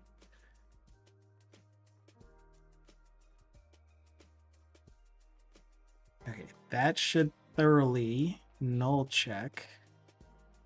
Yeah, I'll put you on the same line. I will allow it. That'll null check for this entire rule here. Now we can use this.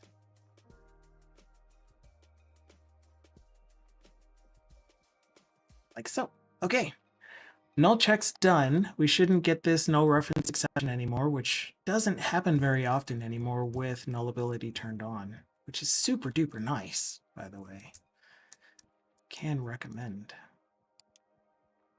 But yeah, this was a null reference exception. But at least I knew where it was. I purposefully made it happen, I guess. Just to prove that I know what I'm doing. I have no idea what I'm doing. Just faking it.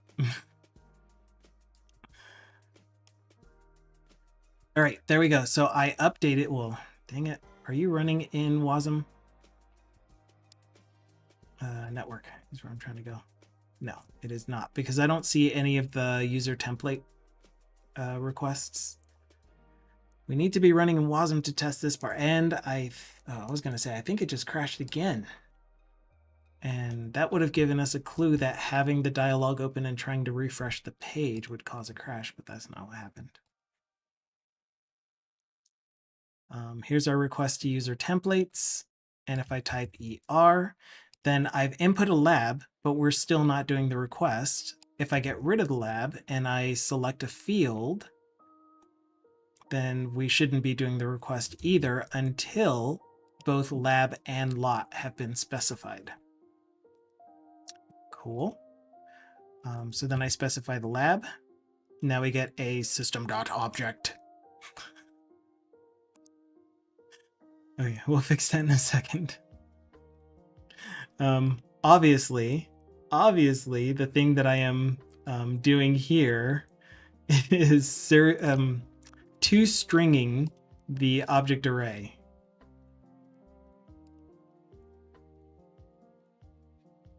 So what we need to do is select many. Actually, no, it's not even select many value set. It's give me the value set and then select the string value from each of those. And I'm just being lazy here by interpolating this. It should be an x.toString, but it is possible that the value that comes back is a null object. And I just want the string itself back, the string version of that object back. We should be able to hot reload that. And so the thing that happened last time, though, is no, nothing happened last time. We're fixing what happened last time. So if I just tell it to requery, it's still serializing it as system.object. Great. Great. Thank you so much for that. Did you not hot reload? Oh, I did it in one place, but not the other.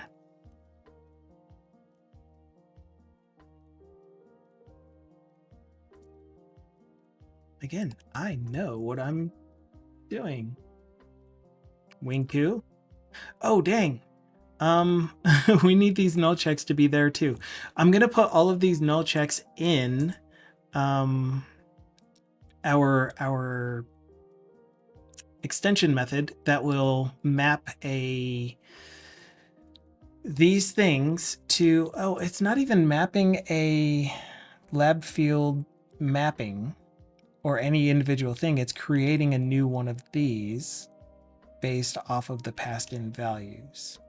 So I'm going to turn that into I'm going to extract the method to do that and do the null checks in that method.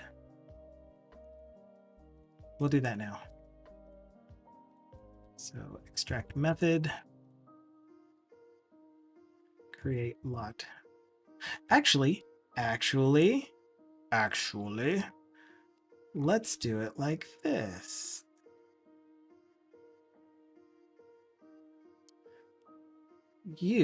Since you have all of these required things, you're going to have a single constructor, and yeah, I'll probably make it into a primary constructor, but a single constructor that requires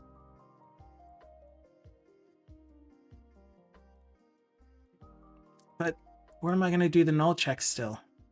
Like, the whole point behind extracting this into a method was to have one place to do all of the null checks.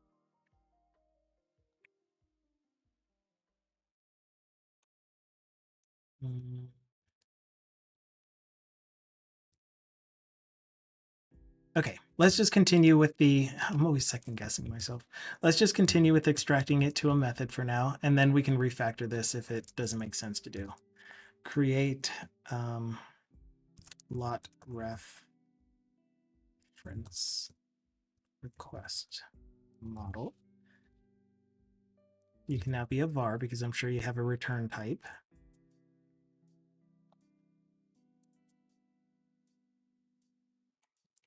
Okay, we're going to make this nullable. And what we'll do is, if this or this, return null.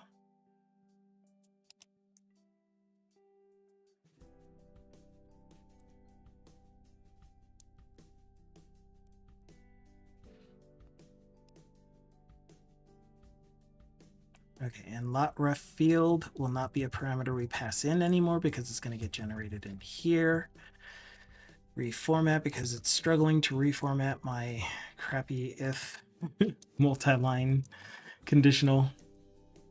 Okay, so that does my null checks for those, which means that we will be able to this and then just say if lot lookup request is null, do nothing, which I guess it can be on one line. One line of code. Get rid of that. And then we'll do the same thing down here.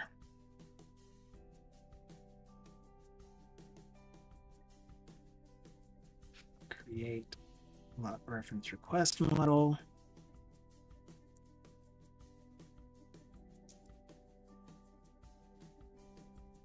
Yeah.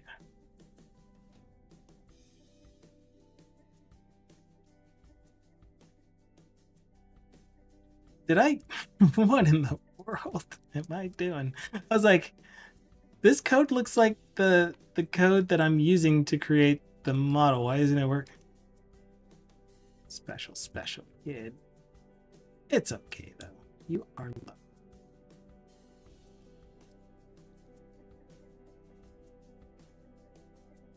Maybe this will get moved out to a different class. Ow. That hurt. Oh, most likely won't because I'm using instance fields, instance properties.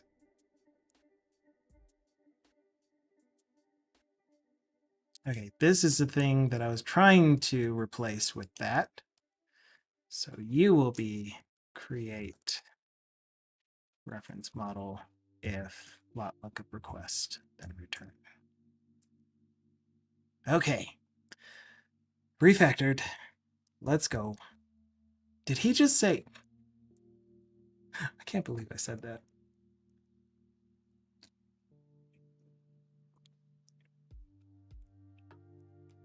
Oh no. Finite, no.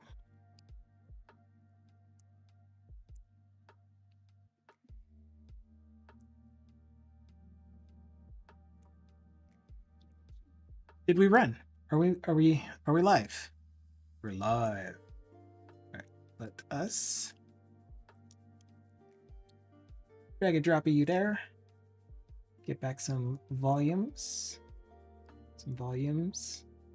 Some volumes. Okay. Refresh because we need to be in WASM. Clear console. Drag and droppy. As I also clicky. Pull you up. Map. Okay, so there was one. I updated the lab. Get rid of lab. Update the lot. reference. Nothing happens. Update the lab. Wait, why are you still? I don't get it. I could have sworn that I fixed this.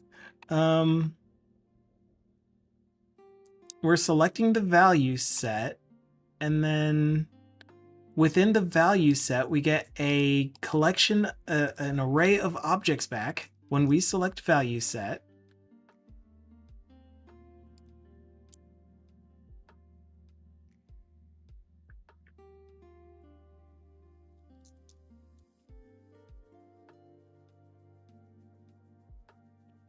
Aha. I know how to do this. Oh my goodness. I know what I'm doing. How many times am I going to say that this stream? I have no, I actually do have a slight clue of what I'm doing. I don't know why I'm making this many mistakes is what I'm trying to say. We're definitely trying to get back the value set. If we've made it here, once again, we know that there is a few, we don't know this for sure.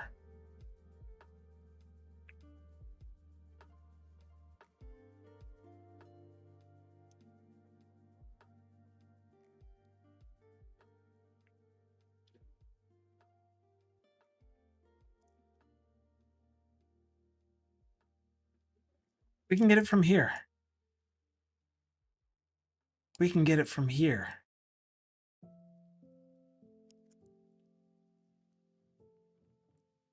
Oh, thank goodness. Oops. And did I make you an actual array? And this is going to be an IEnumerable.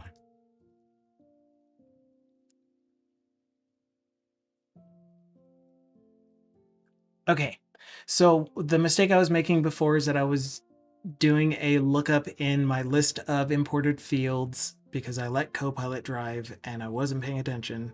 So note to anyone who uses AI to assist with their software development, let it assist you and don't let it drive you.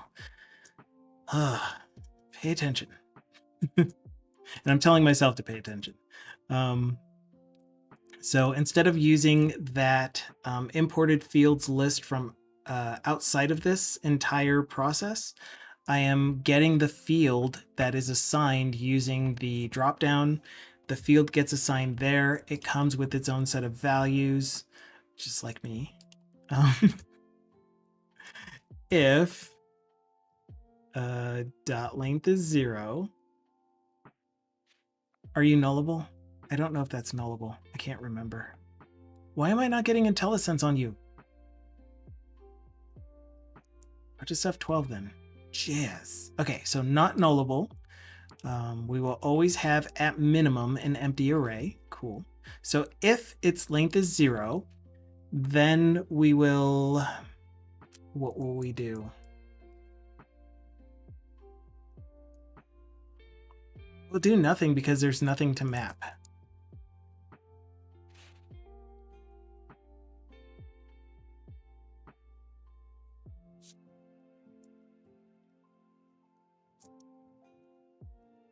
Yes, that's my choice.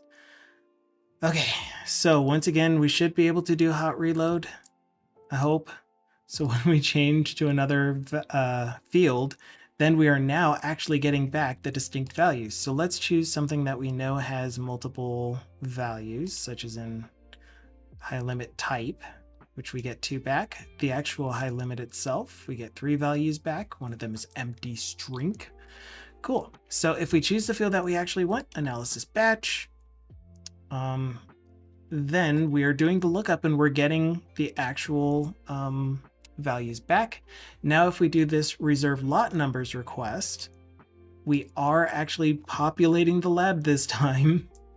And if we look in the database, we should now see a record that has lab ER from value 320821568 to value AAA. Already have it open here. Do a refresh. ID 2 is ER.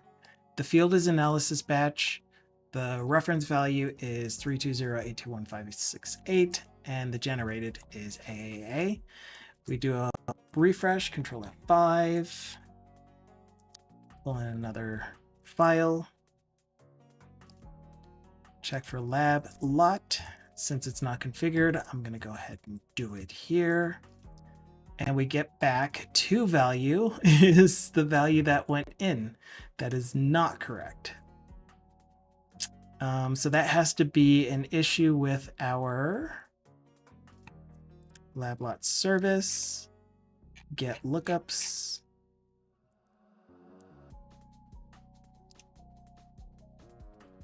Generated lot. What even? Hot reload should have worked, so if we switch fields, then nothing happens because it's done responding to us. No more updates for you. No more updates for you.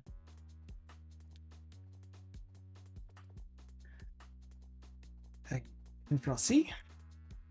Rerun the app.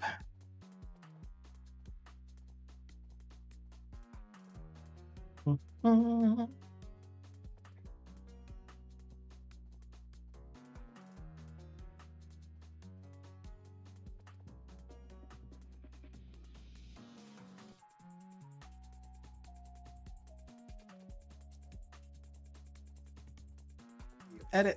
So this time, dang it, using WASM, and then we will also still test this in Blazor server render mode. I don't know why I had to say Blazor in front of that, but I did. I'll pick the field first. And there we go. We got back AAAA because it does exist in the database. What if I chose another file? So we'll remember this number, right? 320-8251-821568. And by remember, I mean write it down. I'm going to pick another file, such as in this one. And this one has an analysis batch ID of 320-821568.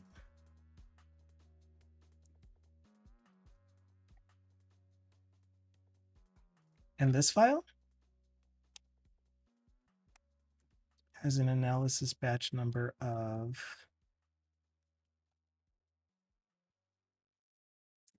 320-821568. Is it possible it's not refreshing the actual data? Let's find out. So I just did a refresh, trying this file. Analysis batch. Okay, that's an issue.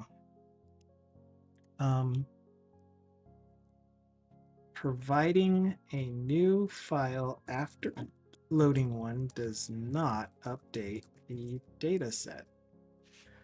Weird, right? Or at least the displayed data set is what I should put. It might update the data set in memory, but it's certainly not showing that as output. Okay, point is I wanted to use a file that had a different analysis batch number so that when we choose the same fields, we will get back TBD reserve. We get back. Didn't we just fix this? Wait, what is happening here?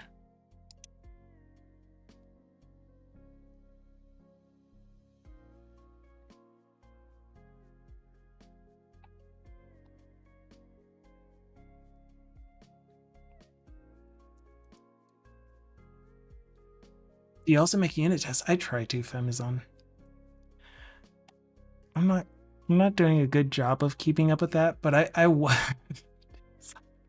I did start off by trying to do test-driven development for this project specifically, especially since it was greenfield for the most part.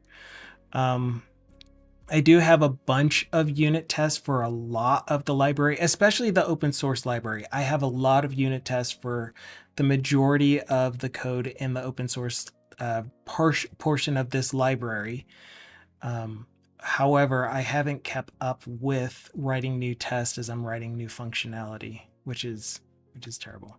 But yes, I have written unit tests. If you're interested in seeing the what those unit tests look like, you can definitely check out the side project.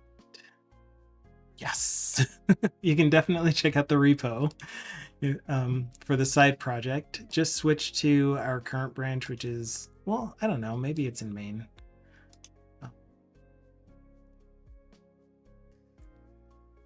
It'll be in the data import utility under tests, and you'll find our tests there. And again, it's most code coverage. It's a lot of code coverage, but I started adding some conditional rule, for example, or another transformation type. I think we completed adding a transformation type, but I didn't write test for those. Hello, Deflux. It's a Deflux Flux streams. Flux Lion streams. Okay, I need to figure out what happened, why it assigned this as our next lot. That's very odd. We weren't expecting that. Not in the least bit. So reserved lot numbers, the first thing it does is it gets all of the lot lookups. We know what that looks like because when we have populated the file and we've had it retrieve our lot based off of our input,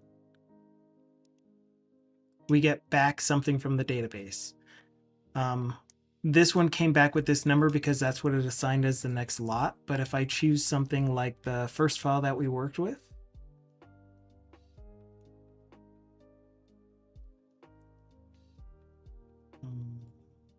then we'll get back that AAAA. AR. Analysis batch. And there it is. So we know that the get lookups works. Then we are filtering out anything that has a TBD for its to value. Then we are getting the next sequential lot values. Then we are updating the to value to be that next sequential lot number. Order by descending lot. Oh, got it. Generated lot. Okay, so what I was doing though was I was getting back this value here. That's incorrect. Anyway, I was getting back this value here. So when I looked up in the database for the most recent lot number, I was thinking that I'm looking for this value in this column over here based off of the lab, and instead I got back this value. So that's all that happened. Makes sense. So let's destroy that one. Find them and destroy them. How many Agent Smiths do you have running around in your life? Are you your own Agent Smith?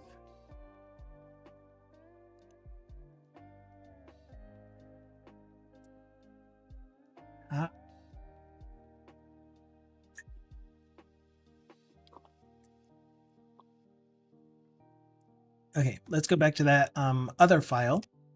Make sure that it doesn't pull up an existing lot number, because it has not been assigned one yet. Correct. And now let's try to assign one, and we get AAAB. So now if we refresh, because again, I can't switch out files at the moment for some reason. We refresh, I'm using the very first file. And if I look at this, specify the same fields. Actually, let's restore the template.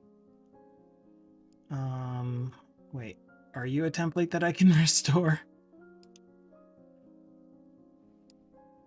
No. Here's what I'm going to do though. I'm going to create a new template.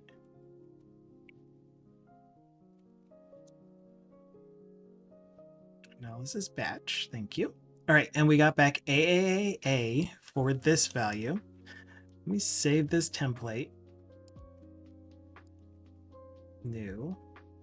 Eurofins TPSE.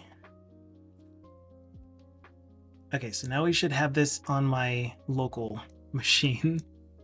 So if I refresh, or local dev server, if I refresh and I drop my file in here, and I load the template, goodness griefus. I see your question, I'll answer it as soon as I finish this check.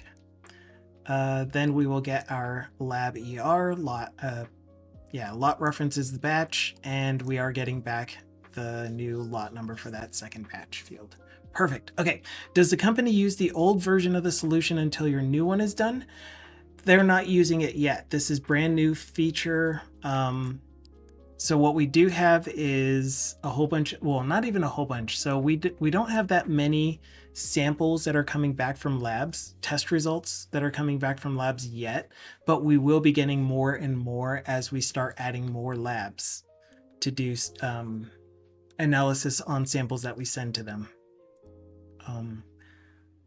But right now, the main lab that we use is ARDL, and they are using an entirely different system for this, one where the lot is already working.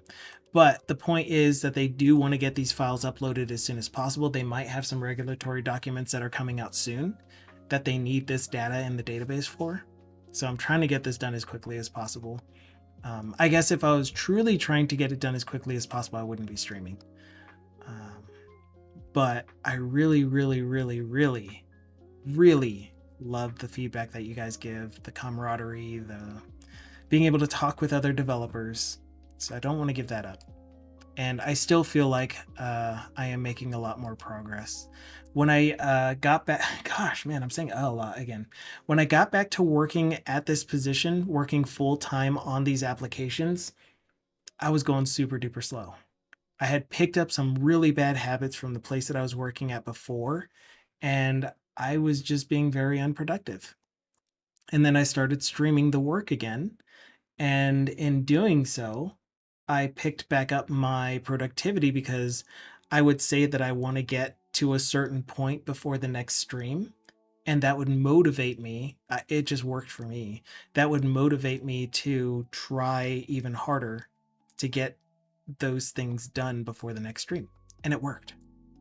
I tricked myself. And now, without even needing to say those things, I am back to my normal level of productivity. I want to get faster. I want to get better, more accurate, less bugs. However, right now I'll just settle for having a higher productivity level.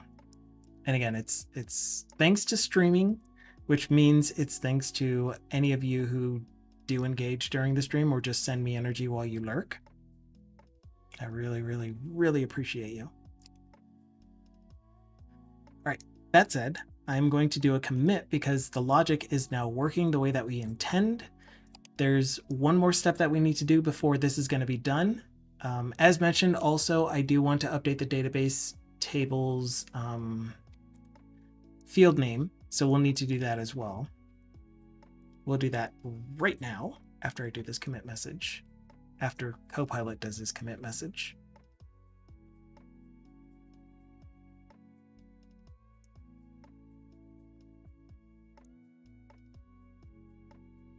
Okay, refactor lot number handling and improve clarity. I mean, yes, but that's enough for us to know, I guess. Okay, so I'm only doing a local commit. I'll do a full commit after we are done for the day, or we get this entire feature completed, which we're so close. So it's going to happen. All right, I need to update the database. And the way that I do databases for all of the apps is because we manage so many databases, I keep the databases in their own separate solutions, in their own separate repositories. Because there are multiple applications that access multiple databases. All databases are in place.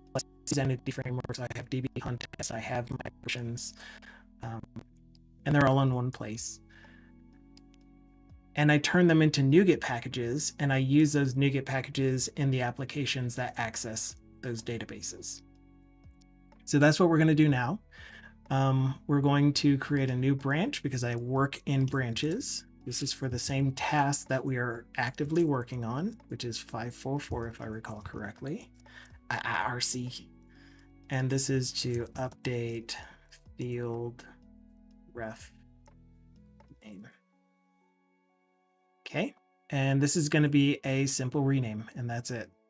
So we're going to go into our lookup table, the model for our lookup table, wherever that happens to be.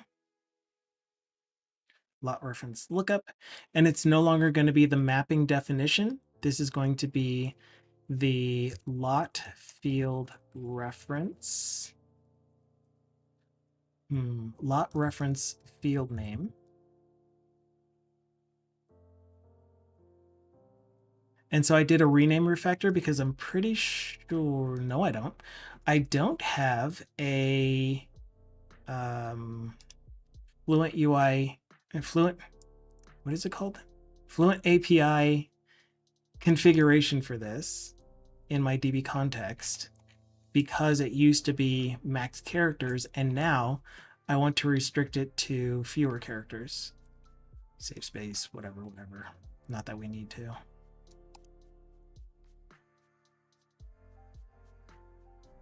Lot reference field name.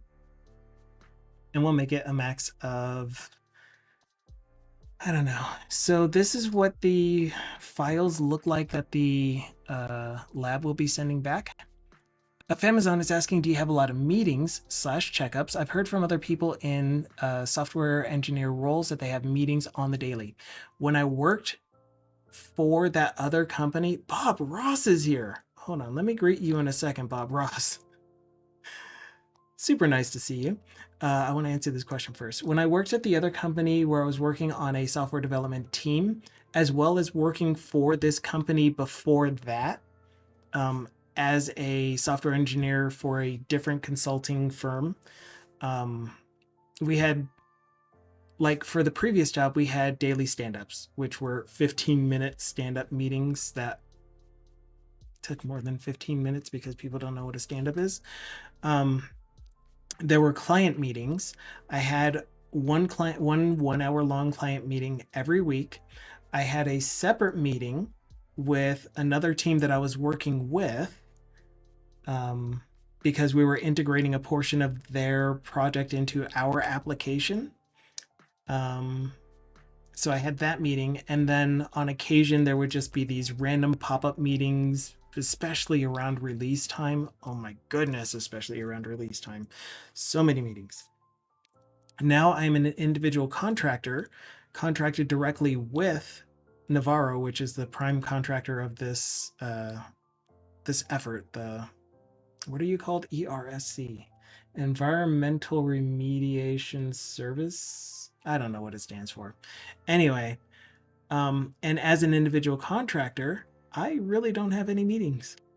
I'll have a meeting scheduled every now and then with a user to talk about how the apps are going. The person that pretty much dictates what my priorities are, I meet with them every now and then. I have a meeting on tomorrow with AWS, but this is the second meeting this month, but it's because we have a new AWS account manager, and they're getting to know our application needs and stuff, and they're talking with us about different opportunities to explore their options in their hostings. But other than that, no, I rarely have meetings anymore, which is super duper nice.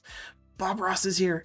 Hello, Bob Ross. How have you been? It has been a long time. I hope life has been treating you well. Are you all graduated? Are you done with school? Do you have another semester or quarter or term or whatever you call it? Do you have another year in school? I honestly don't really remember which year you are in school.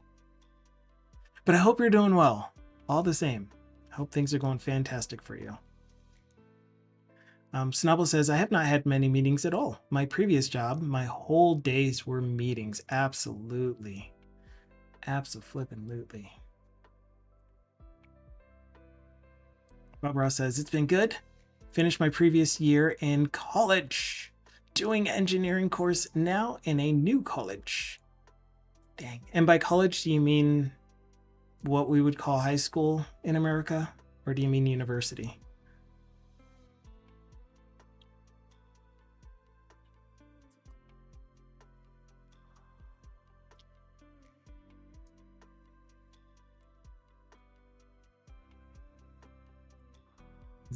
It's Americans are weird. Okay, so I configured that. Add another difference over here, but college. Well, just tell me what year. Yeah, college is a step before university. So like grades 11 through or 10 through 12, I think, for you.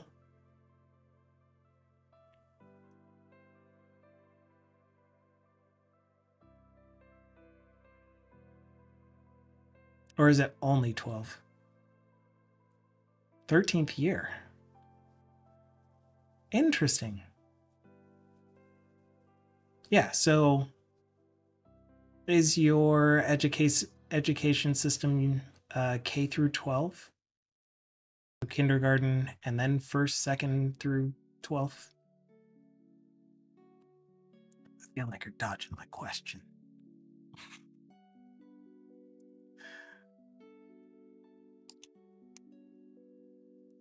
Because it almost sounds like a junior college. That's what we would call it here. Okay, that is updated. I need to do the migration. And also, before I forget, since this is generating a NuGet package, I'm going to bump the version to the next version. This has breaking changes. So we're going to bump it all the way up to 2.0.0.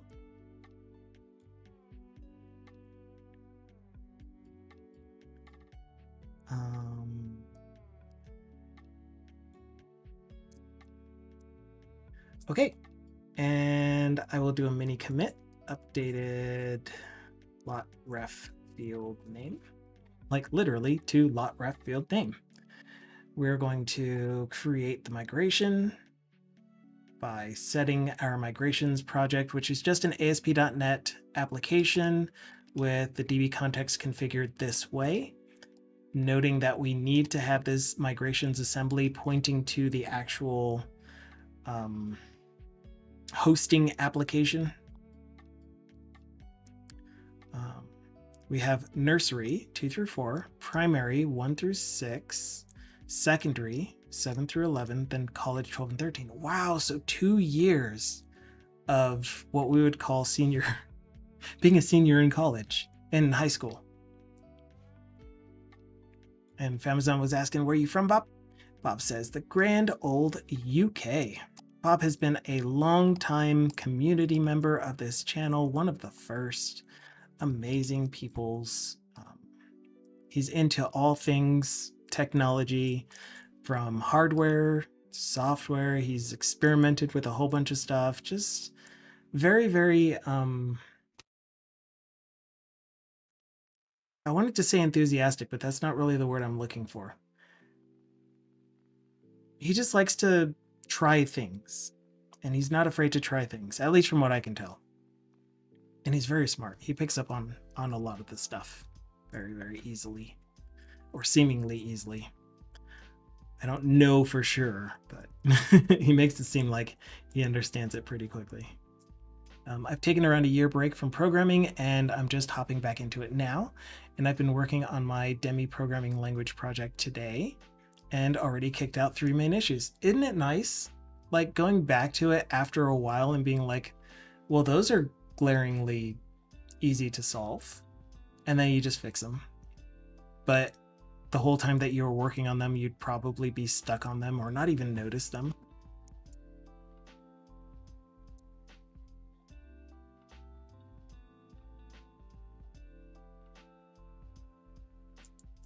Okay, Next step for our migration is add migration. I'm using the package manager console, but you could just as easily use .NET EF tools. And if you do use .NET EF tools, you wouldn't even need a ASP.NET or any kind of web application to host it. You could have a console app, or you could do it directly in your database project. You just provide the connection string in your .NET EF migration tool. So you added Boolean operators and such as and, or, not, and fixed printing function definitions. Cool. Very cool. Very, very cool. That sounds like a lot of fun. Rename lot ref field. Okay, now there is going to be a small issue with this. If you were doing if you're doing this on a production database that already had data in this table, there would be some issues that you would need to keep in mind, which is usually when you're renaming a field, instead of doing the rename stored procedure, built-in stored procedure, EF will drop the old field, add the new field. And the main reason for this one is because this is actually a rename field and alter column. But you could overwrite this and do it your own way. Like, I'm pretty sure that there is a migration builder.school. I'm pretty sure that there is a SP rename.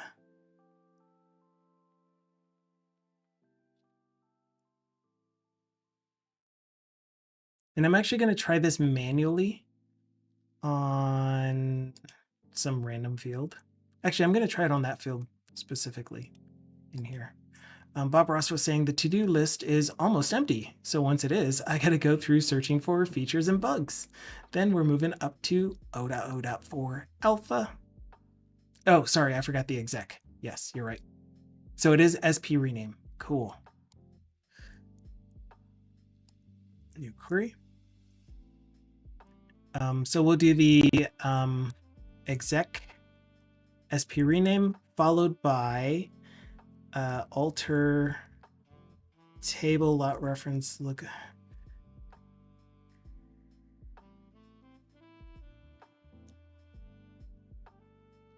Maybe it is alter column. Yeah, these are things that I cannot remember off the top of my head. But we're gonna alter this column and then change the length to 50. And that should be all that we need to do. So let's get exec up here. I need to look up the Copilot is my friend. Okay, let's see what Copilot says. Alter the lot reference field name columns length to the 50.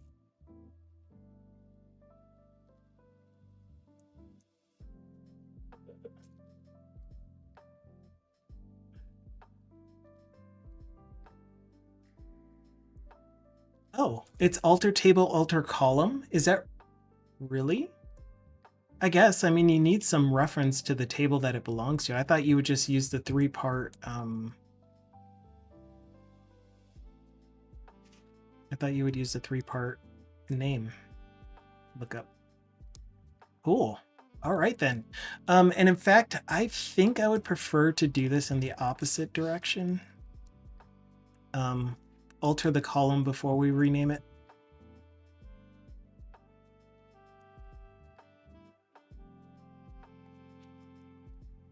And we'll do it.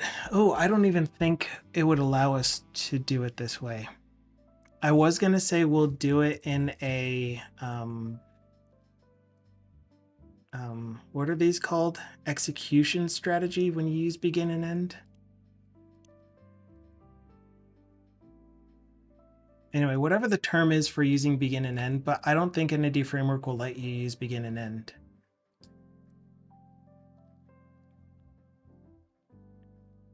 Okay, and this will prove our down as well. So I want to run this on our database just to make sure that it works, and then we'll write the down version of it. Cannot find lot mapping definition because it does not exist. Your mom doesn't exist.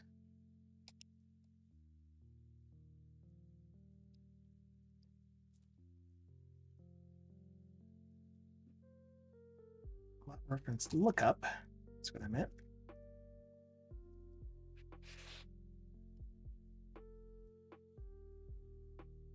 Oh, wait.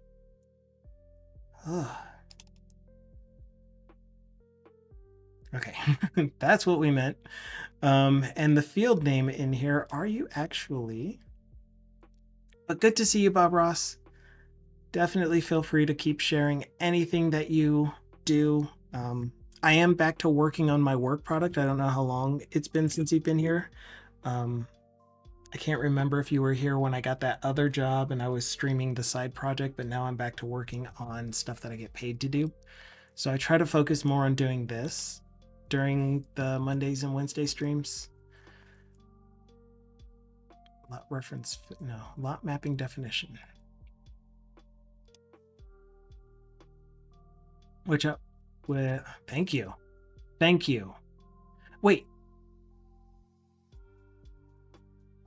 I'm pretty sure I was using varchar because I don't need Unicode. And then there was an issue that I had earlier with the way that SQL Server does the SHA-256, SHA-2 256 hashing, where it uses 32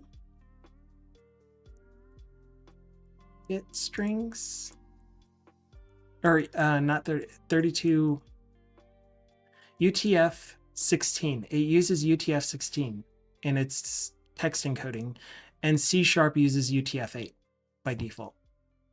So I had to do some fun stuff with that. That was a lot of fun.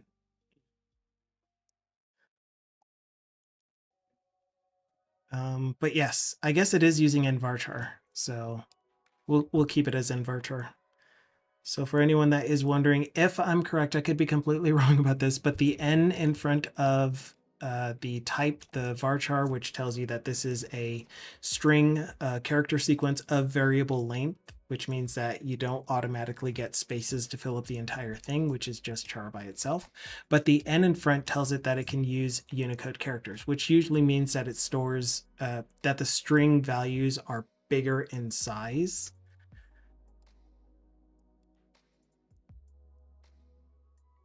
But yeah, this will be fine. This will be fine. So let's try you again. Either the parameter object name is ambiguous or the claimed object type column is wrong.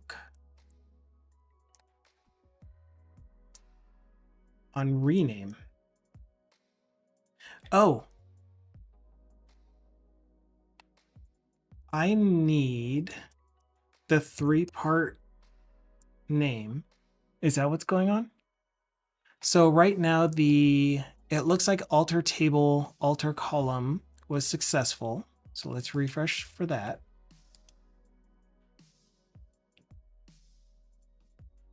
All of our database nerds are like, oh, I love this part. And probably also cringing at my approach. But still, hopefully you're having fun. So yes, the alter table, alter column worked, but the SP rename kind of looks like I needed the schema on there. So let's just run that one only. And that's still wrong. So obj name, which is probably the 3rd parameter on SP rename, column is not correct. I think that's what that's telling me.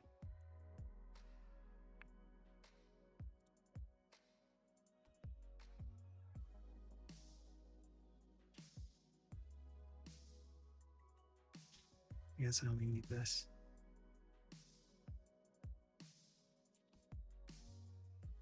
No, that is correct.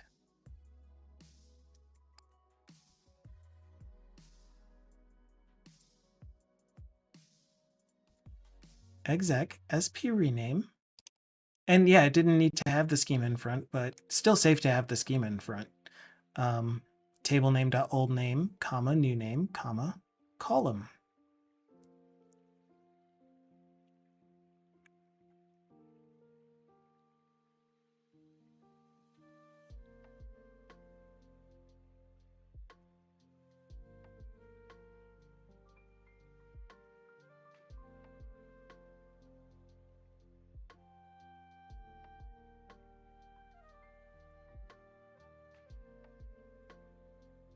You can also use alter table, rename column.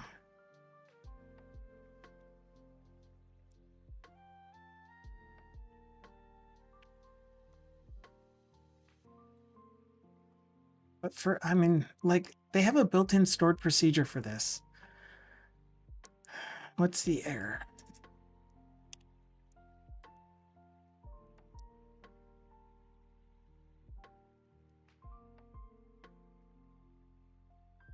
It's already renamed.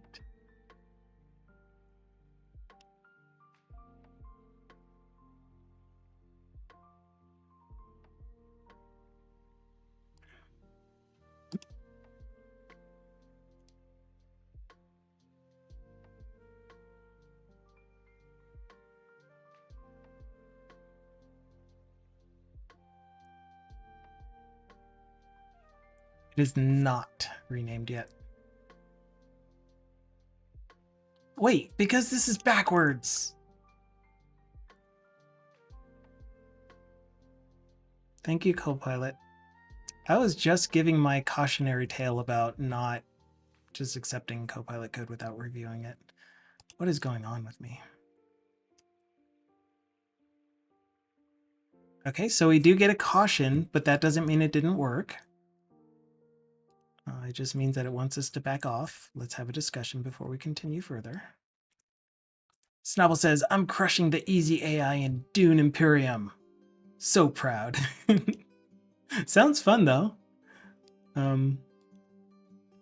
I typically like to play a lot of the games that I play on story mode first. And then if I feel like getting frustrated,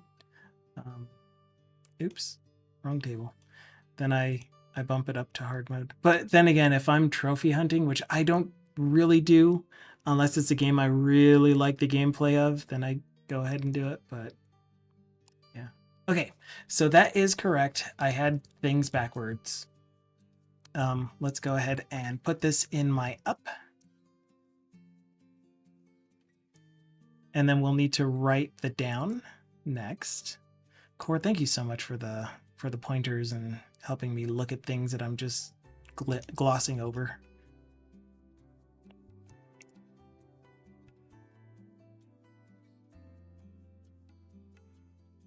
Are you .NET 8?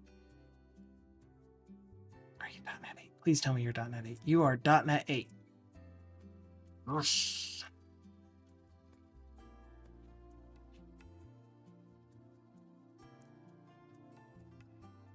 Oh, that's nice. Which I guess means that I don't need the @ because I'm not escaping any quotation marks. Oh, so nice. Snowell said Dune Imperium is a board game, but they made a computer version. Awesome. They did that for Tainted Grail, and I'm not the biggest fan. Not the biggest fan. As context, a week ago, I hardly won at any enemy at all against even easy AIs. Well, awesome. First, again?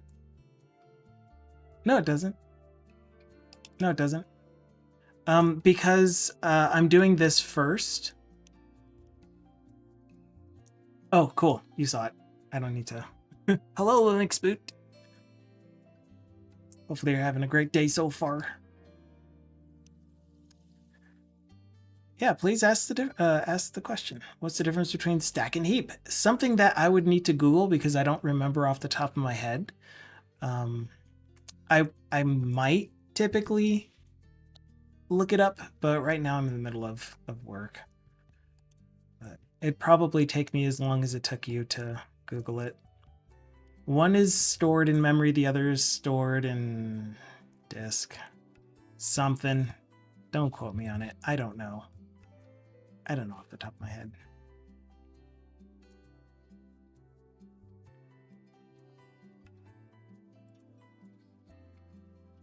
It just has to do with the way that it's stored in memory.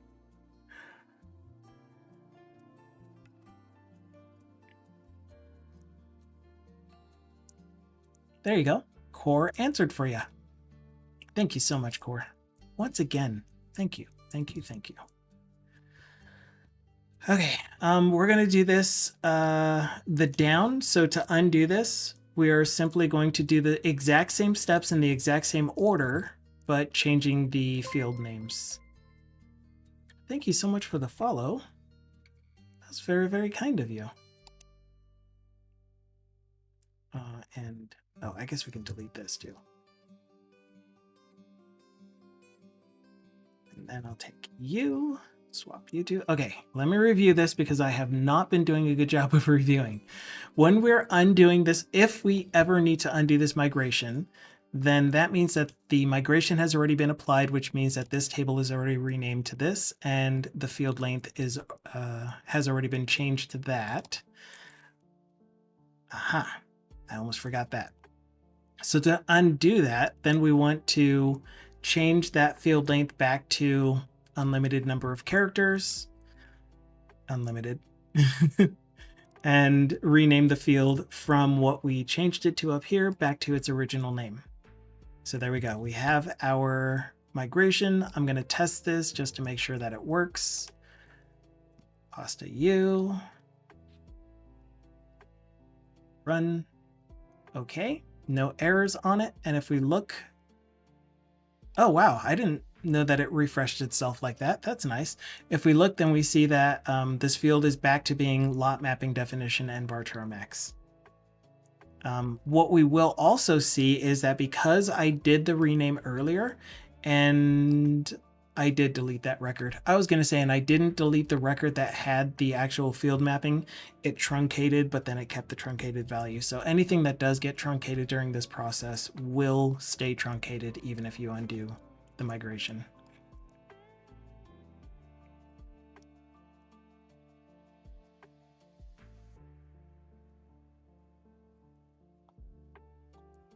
So yeah, I'm sorry I couldn't provide a better answer for you, Linux boot. I mean, I'm sorry that I could provide a better answer for you, but I chose not to look it up.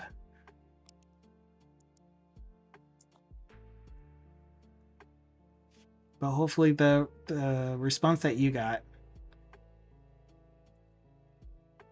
Yeah. So it looks like value, I was going to call it value references.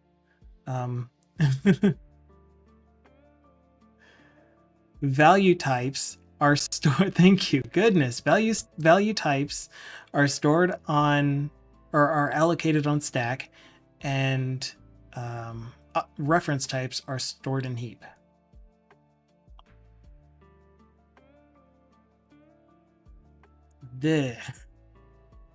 I did go to school for computer science and all, but I mean, these aren't really things that I consider too much because the applications that I work on are not super complex. They don't have millions of users. I don't need to worry too much about being super duper optimized. Maybe that's a failing on my part. Maybe it just helps keep things simple. I'm not constantly thinking about how can I make sure that this gets allocated correctly or stored in the right way. Because it still suits my clients' needs, and they're very good apps, in my opinion. There's just a lot of stuff that is odd at the same time. Anyway, I need to check my secrets real quick to see if I am targeting my dev database environment first. I am, so let me close that. We'll do the migration to my dev environment. Oh, man. Finger spaz.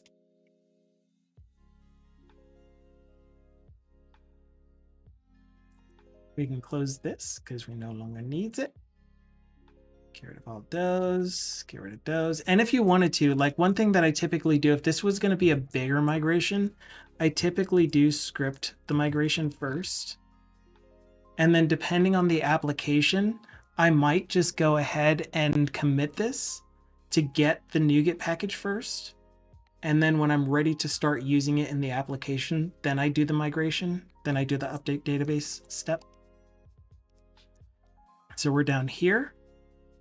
It actually does surround it in a transaction, so that's cool.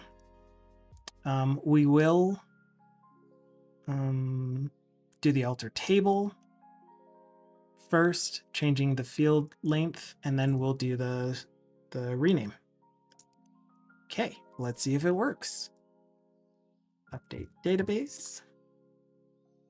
And so again, it's using the connection string from that ASP.NET application called .migrations. It says it was successful. Was it really though? Was it really? Bob Ross found archery, and archery did not work for Bob Rome. Why not? Is it because Automated Realms is asleep? Hello?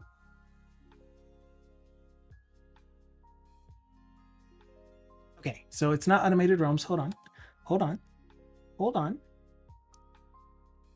Give it a try in... PubSub is still going to have a lot of issues. The archery game is using PubSub still. So once PubSub is no longer supported at all, once they take away all support from it, we won't be able to use that. But I think what happened is that it was just sitting idle for too long. Connect with Twitch. Join chat. Okay, and I'm not gonna do the scene thingy. Refresh, refresh, refresh. Make sure it's actually running. It is. Okay, try again.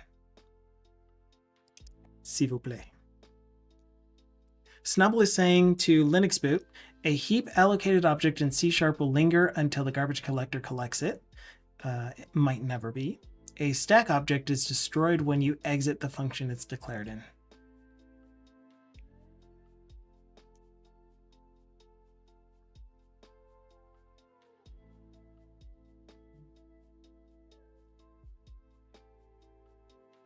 Oh, no thanks.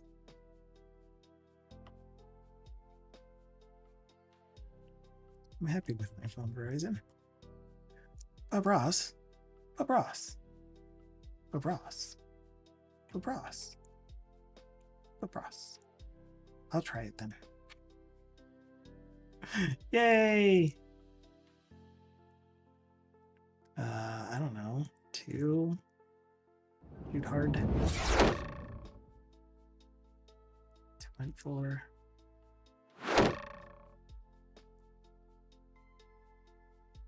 2.25. Okay, there you go. That's how archery works. Snobble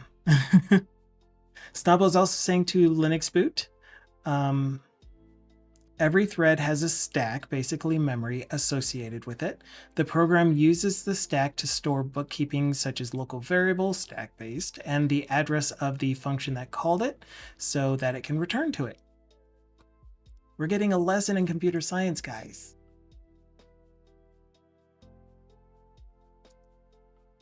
Copyright 2025. Okay, so I already bumped the version. We did the migration, saw that it worked in dev. I'm going to go ahead and commit these changes fully. Added migration. Then we'll do the pull request, generate the NuGet packages, pull it into our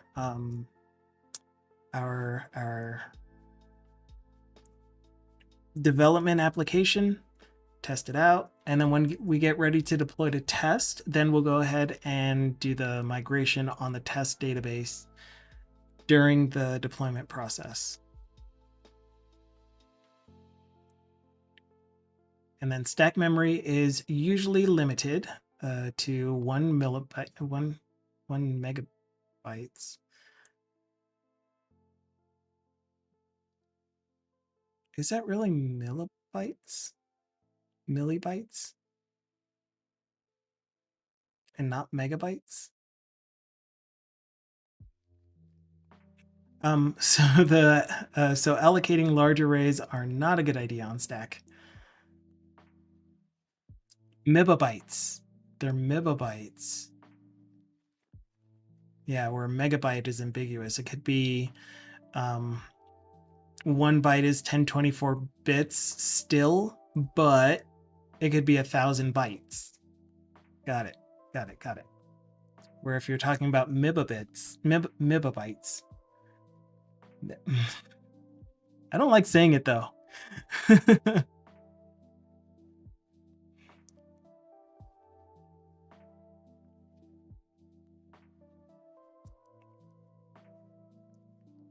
Okay, so we updated the database project, pushed it. We're going to do a pull request. And the reason that I follow this process still, even though I'm a solo developer, is just to stay in practice. It's also an easy way to be able to roll back to a previous merge if I need to. And speaking of need to, I have a story for you. I just want to get this done though. Renamed lot reference field. Okay, this is going to be associated with 544. Wait, were you a gremlin? Are you a gremlin? No? Okay. No, not a gremlin. Complete. So we just reviewed it, made sure everything looked good on there. We're deleting the branch after we merge. So what would have normally happened is someone else would have come in and reviewed the branch and then told me, hey, you added this extra code that doesn't need to be added. Or why did you do it this way? Shouldn't you do it this way? Or some other reason not to just approve the PR because reasons.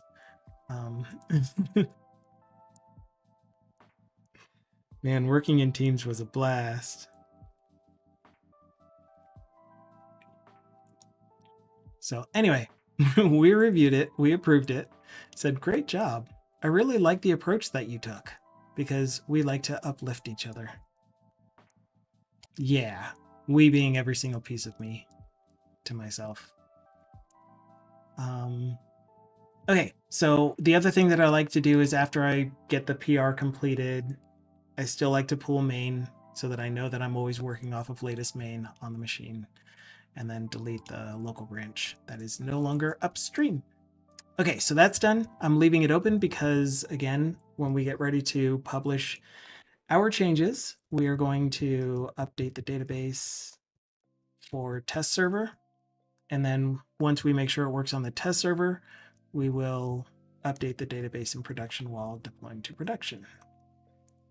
Where did I put the queue? Okay, so we still need to wait for the build process, which is happening now. So these are all of the databases, if you couldn't tell. This is why it's in its own project, and each of these are in their own repos. And while we're waiting for that, you can watch the paint dry. Actually, it should be done soon. So we're going to hop on over to the release page.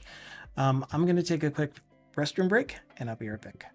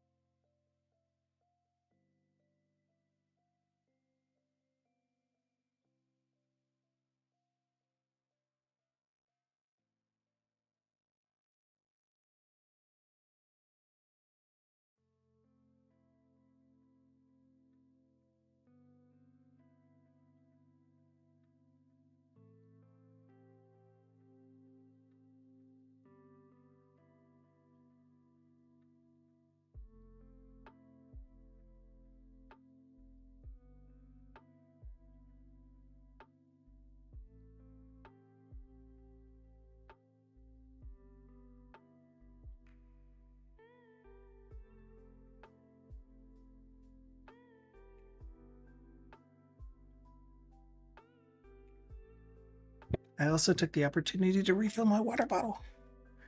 Okay, so the build was successful. Otherwise, we wouldn't have gotten our release pipeline to run. I knew Dukasoff was gonna do the water, so I refilled my water. Stairs, man, stairs. Oh my goodness. All right, I got some messages telling me that the build was successful too in my email. So the release pipeline would not have run had the build not succeeded, but the build essentially it just does the regular .NET build for the solution, and because I have generate package on build in the CS proj files for the models and for the database, it created the NuGet packages for those. Then the release step is to take the NuGet packages that were generated and push them to our local feed. What's supposed to happen is that the first NuGet package that gets pushed gets the dash beta suffix to the end of the file name, which makes it beta version, which makes it a pre-release. Then when I push this release or this approve here, it releases the non-beta version. However, what we found out not too long ago is that this is actually always publishing the release version. There is no dash beta. Wait, there is a dash beta. But it's... Wait a minute. Wait a minute. No, that's good. Maybe it's only in that one library that it's not suffixing it with the dash beta because of the way that we're doing the versioning. Oh. Okay, so if I look in my local feed now, and by local I mean on our Azure DevOps, not on NuGet, there should be an update. Actually, we should not see the update for the database project unless we turn on include preview or pre-release because of that dash beta suffix. And here it is. So yes, it is doing what it's supposed to do. I should have copied this as my build pipeline, build and release pipeline for the other library. Oh well, doesn't matter. So anyway, the point is that I still do want to use the release version. So it'll be fine if we just approve this. But typically, if this was a more rigorous application development team, we would test that beta version. Does hot reload in Visual Studio actually work? And that's all I have to say about that. Yes, it has been working, but not all the time. It's pretty inconsistent. I'm sure there's some rhyme or reason to when it does work, when it doesn't work, but I haven't been able to determine that consistently.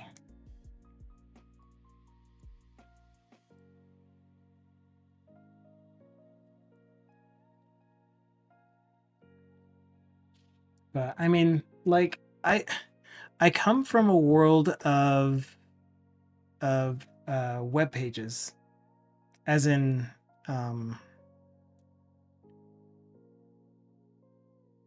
gosh, what do you even call it? The first ASP. It works if you believe. ASP classic web pages. So I'm used to everything doing a postback, everything needing to be reloaded and rerun in order to do software development. So it's not that, and it's gotten so much faster to run the app now that it's not that big of a deal. It's just, if you're going to tell us that you have this feature called hot reload that will make it easier for you to do software development without needing to reload your entire application, you just make code changes and then see those code changes happen in your current state of your application, then it should work. Don't give us false hope.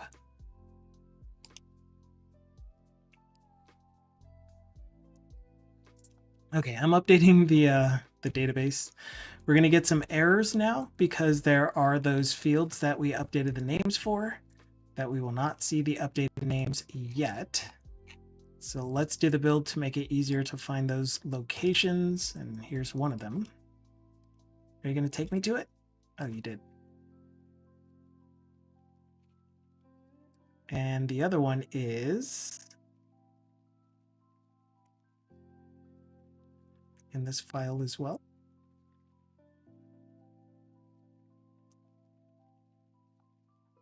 Huh. So it's only when we're generating the lot. Okay, that's fine.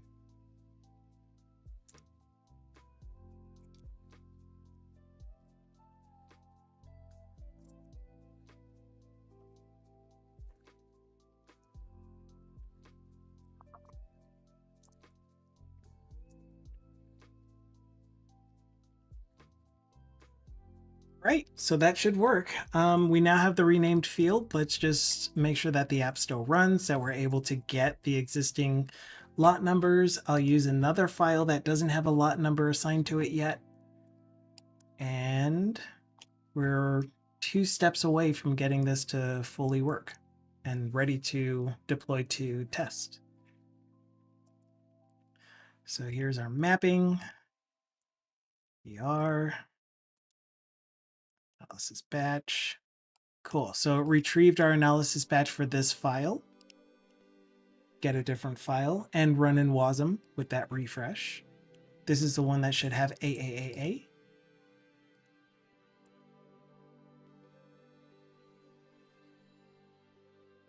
It is. And if we chose a different field, to be determined. And here's another file that, no, we're not ready for that yet. Got to refresh. Here's another file that does not have a lot number associated with it.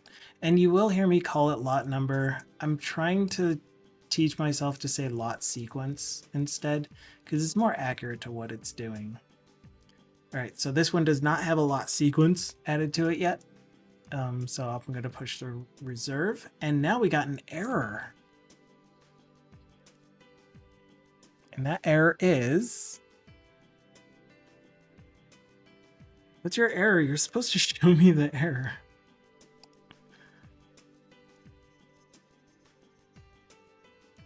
Oh, it's not going to show me the error because it's the entire stack trace.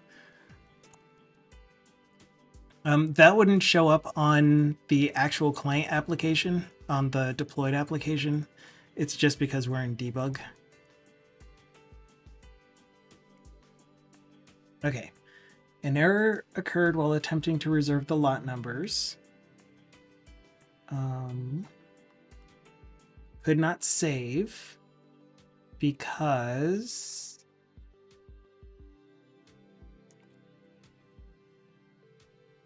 I don't get the inner exception when I do this. Okay, but line 334 when it's trying to do the commit, most likely.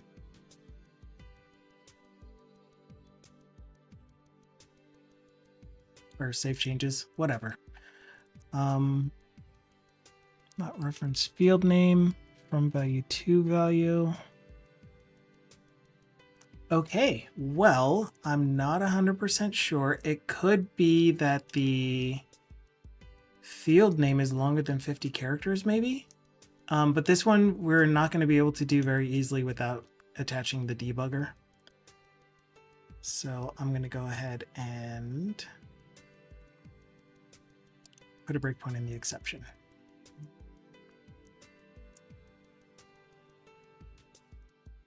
Oh, duh. It would have been in my console too, whatever. Console would have gotten the... I might have gotten the full stack trace, even the inner exception. But whatever, we have a breakpoint now.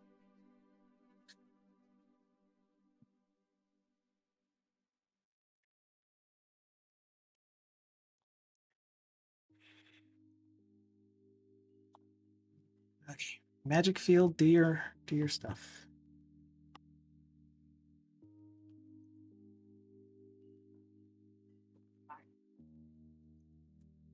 Hot Reload says you can do your own loading. Yes, it does. Duka Duka. All right, ER and batch reserve. All right, and our inner exception is cannot insert duplicate row. Unique lab generated lot. What lot number are you trying to use? Did you not actually increment my lot numbers? We can see that in our request. Distinct values. Oh, we won't be able to see it in our request. We'd have to do the breakpoint here. Yeah, let's put a breakpoint here. Interesting. Yes. Inner exceptions. Inner child. Inner peace. Inner wisdom. Why am I trying to drag the file over again? Inner monologue. Inner dialogue.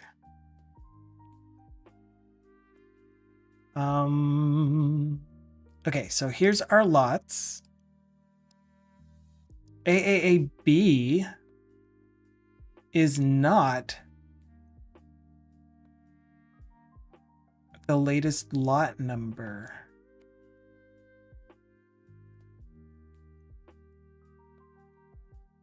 It's telling me that AAAA is the latest lot number for this lab when doing the query order by descending first. Because it's doing lot reference value again. Oh my goodness, this kid. He's killing me with the details. Killing me. So because I know that this field is always going to be 4 characters, I can do this order by descending and be confident that I'm going to get the lexicographic descending order sorting for the values in this field. Which means alphabetical in short.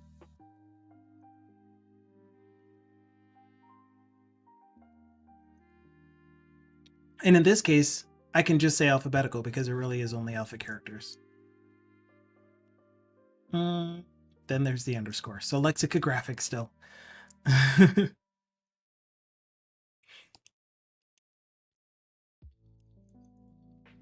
right, ER. Analysis batch. Breakpoint. And this time, latest lot should be AAAC because from this query, it would have been AAAB. And now we can do this save. Okay. Good job, you. Good job, you. And if I had a test written for this, I would have seen that.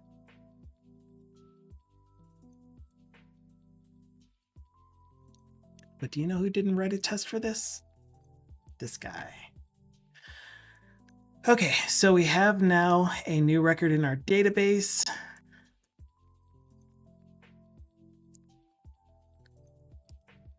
That's another thing that we'll have to debug eventually. We aren't getting the lab populated. The lot number is our next step. So updating our preview to output the correct value for the lot number. The initial way that I thought of doing this was adding to the lot rule the mapping from the lot number in this file, or the lot reference value in this file, to the lot number that we just got back. The problem is, if I do that, if I add the rule, this is what it would look like. Let's say it was in matrix. Let's say before we did the mapping, why aren't you mapping Oh, because you actually are an interpolate. Give me the first character back. Actually, you're a substring. You're interpolate by default. Okay, so let's say that we did some kind of transformation to the value that we're sending to the server that then gives us back some other value. So in this case, I want the first 3 characters. Let's say that this is what the database gave back to us. The next step that we would add to this chain of operations is a mapping rule that says whenever we get back, or whenever we see water, give us back what. And so we would always get back what. Actually, let's go ahead and do that the right way. We see water, we get back W. So this would be our analysis batch, and this would be what the server returned as the new updated lot number. But the problem is that the next time that we open the editor, that is going to be the set of rules that we use during this mapping process. So this thing would be set up to have that as the last mapping rule. I need to learn how to do drag and drop, because my current project is going to need that at some point. I'm sure it's going to be fun. No need to show me. I'll figure it out. Well, there is one resource that you can use if you're doing it in Blazor. Well, even if you're doing it in pure HTML, you can just take the git bug. You can just take the example. What browser is this? Have we been using Firefox this whole time? No, it was just that it was, I see. We were still in debug. Gitbug.com/onelion/Blazor component library. And I don't recommend doing it this way. However, it is one example of how you could implement a drag and drop system. The main things to consider are drag, on drag over and on drop. And when you do the pickup, gosh, I don't know if you're gonna be able to, I don't know if you're gonna be able to keep track of it since you were just mentioning it and you're not really trying to do this now. But one thing that has helped a lot with drag and drops is when you pick up an item, when you mark an item as picked up, you take it as the payload. You set it as your payload.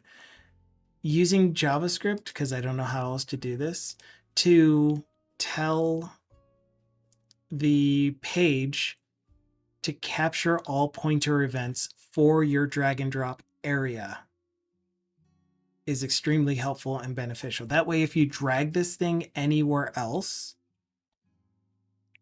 oh, you know what? We have the file picker. I could just look at the file picker.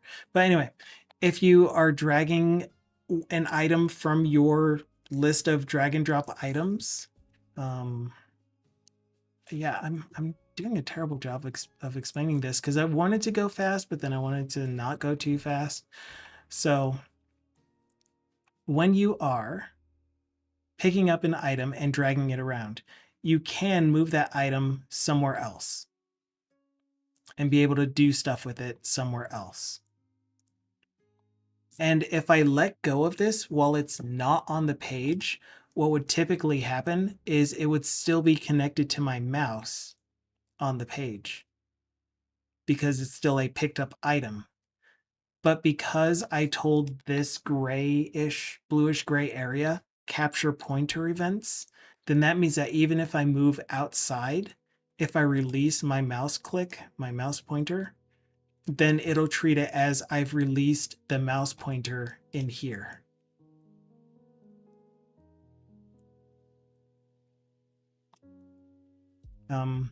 Yeah. But the other difficult one is if you have draggable turned on for your drag and drop section and you're dragging something from outside Like this is a file from outside that I'm dragging over, and I'm getting my behavior as if I'm actually dragging something on this. And so that's not intended behavior, because now I haven't actually let go of the item according to my UI. Yeah, I mean, that's what I called it, so.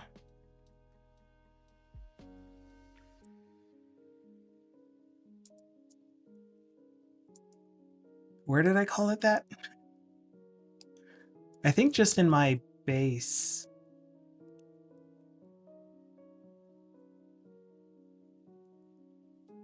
Yeah, here. Here's an even more simple one that you're probably talking about. Wait, oh, here it is. Okay, drag and drop.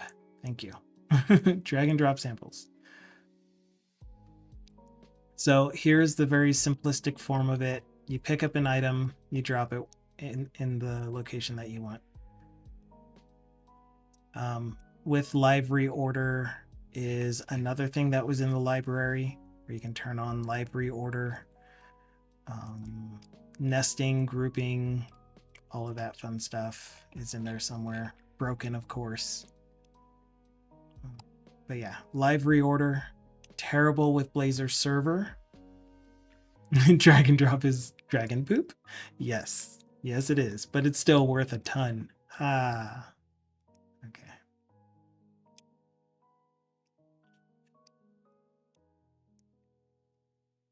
So anyway, there's the simple drag and drop. You can take a look at the GitHub repo, the Blazor component library GitHub repo for drag and drop, and maybe get some ideas from it, but it could also just confuse you. It could also just be way too many things. The place to start is the drag and drop component, and then drag and drop item. That would be the simplest form.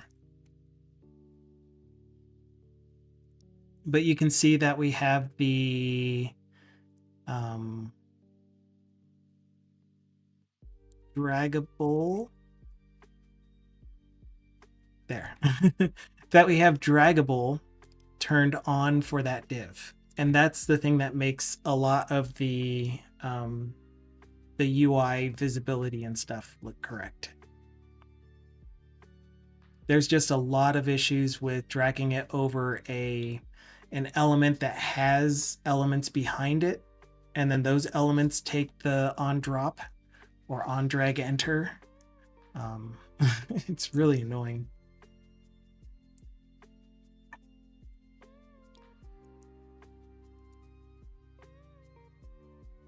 So there's that.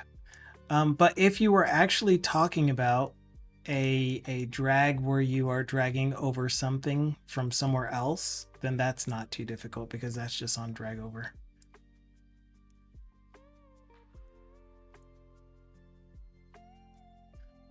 You don't even have to worry about turning draggable on or anything like that. But you did say that it was just a simple item reorder. I do that a lot. The Chain of Custody app has it.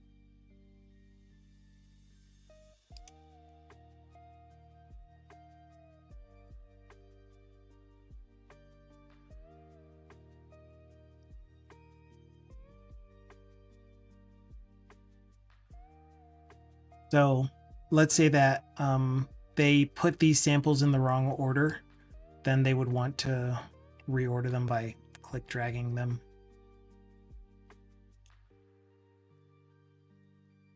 So yeah, it isn't. If I could figure it out, that kind of tells you it's not too difficult to figure out. And if I recall correctly,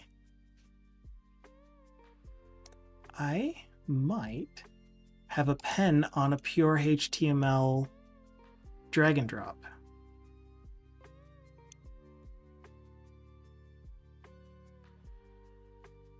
Oh my goodness.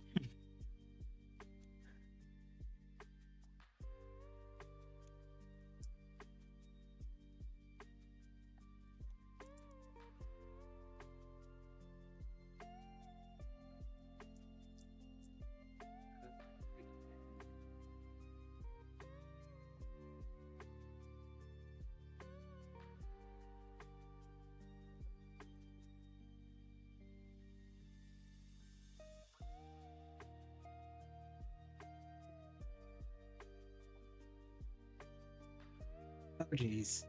What am I doing that keeps making me stop clicking? It's weird.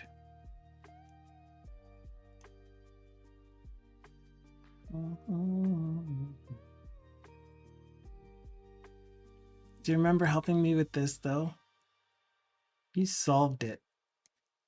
I really, really appreciate that, Dickasoft.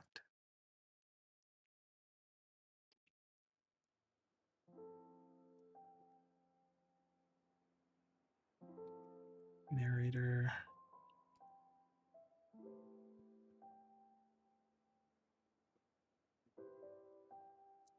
Samples and such.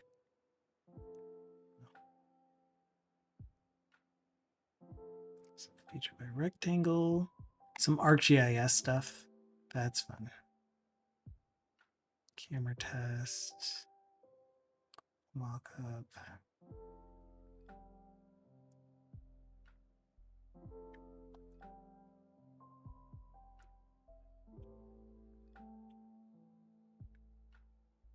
Oh, jeez. This is designing the drag and drop UI. It's not necessarily turning the functionality on. That's not helpful.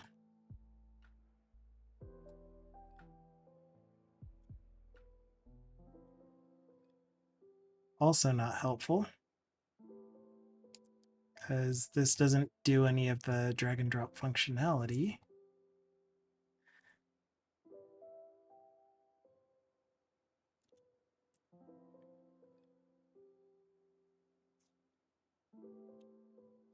Oh, okay. So you did a search and you found something that's already implemented. Yay! I forgot that there's a Fluent UI stuff. Yeah, I'm noting it down, but I wrote my own and I'm using it. Because I mean, the problem with using other people's solutions is that I have a lot of customizability that I want to do with it. For example, being able to nest, like you saw in the sample, that the main thing is being able to nest for our query builder. And so there's no easy way to tell some third-party library that you want to be able to associate two items that get dragged on top of each other, two or more items, I should say, that get dragged on top of each other.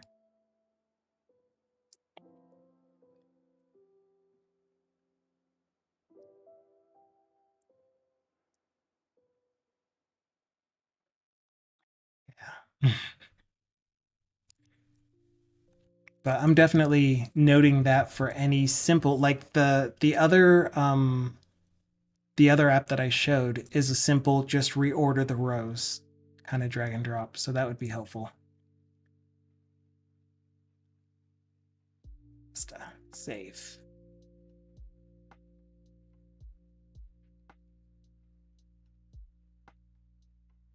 Drag and drop. Okay, so there's that. I know you told me not to use time on it. I did end up using time on it. Come on, SI. I didn't mean to disrespect you that way. Especially if it makes you feel like you were using up my time and you didn't actually mean to. I don't mean to make you feel like that. Okay.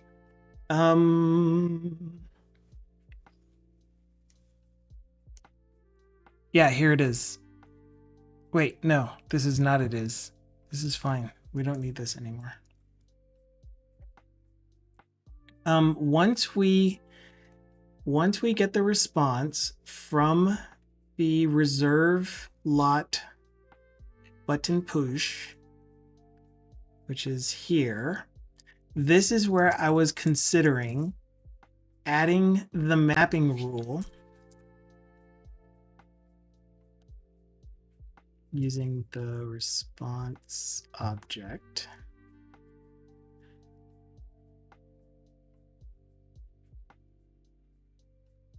New, mapping transform. map transformation. I got to remember what I call these things. Is a new map transformation where it's going to have transformation operations. How do I do mapping transformations? I know that I have something. Okay, return object.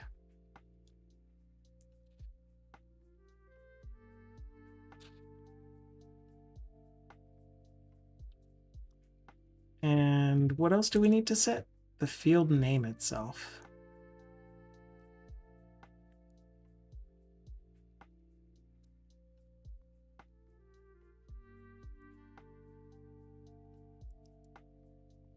So this would give us the transformation that we can add, and this is going to work for now. So lot reference mapping rule. Add transformation, map transform. But the problem that we're going to run into is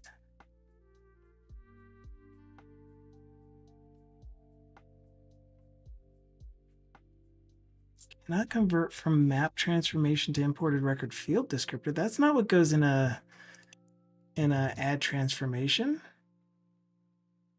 A field transformation is what goes in a what?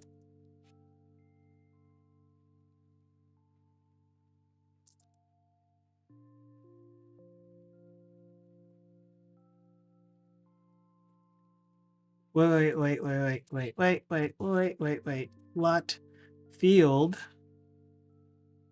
Lot reference field transformation, add transform. Okay, that's what I was doing. So we're adding this, but we will always be adding this mapping step to the end, which will change what the lookup is going to look for up here. So when we do lookup, it's trying to use the transformed value. And so what will happen is if the transform value, the reference field value changes, then it's going to turn into a TBD because there is no relationship between that lab and reference field lot number, which again looks like this. So lab and reference field lot number to a generated lot number. Instead, what we would get back is this value would be already transformed into that 4-character lot number. So just naively appending this map transform will break our lot field transformation mapper. So I need some way to indicate that the last transformation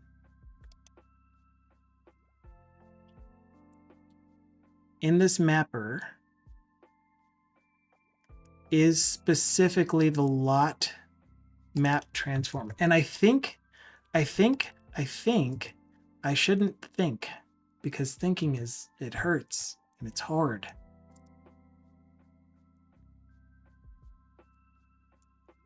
That would be in the core library. What I think I should be able to do is hijack the map transforms transformation detail as whatever I want it to be. So like I can put generated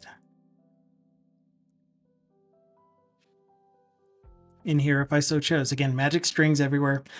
We're starting to run into an issue where I am just willy-nilly creating these strings that are going to be used as business logic discriminators, for example.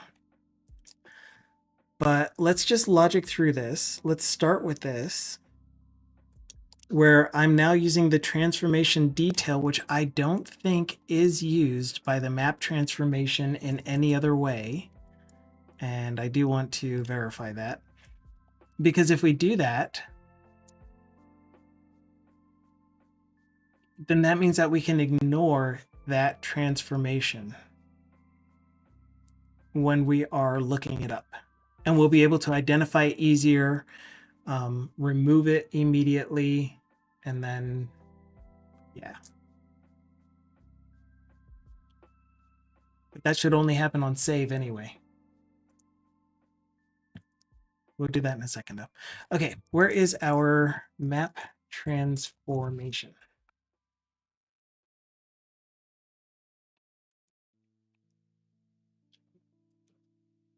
That's our map transformation input. Yes, this is actually what I'm looking for.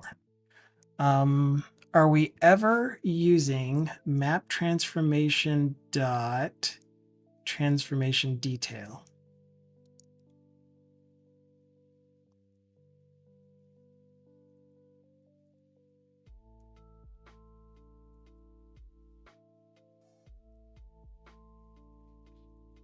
Not there. Not there. So then my other question is, in our map transformation, are we in any way serializing our value map to our detail?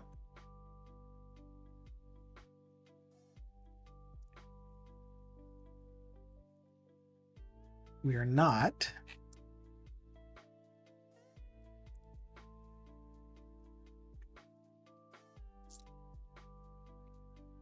Yeah, I think we're safe to use the transformation detail.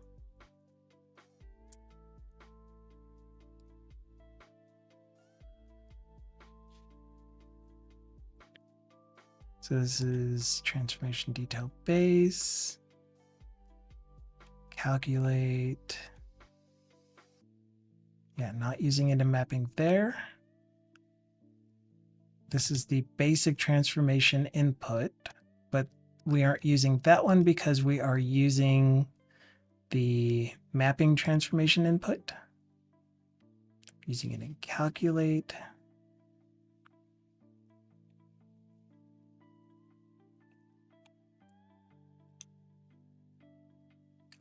Map operation.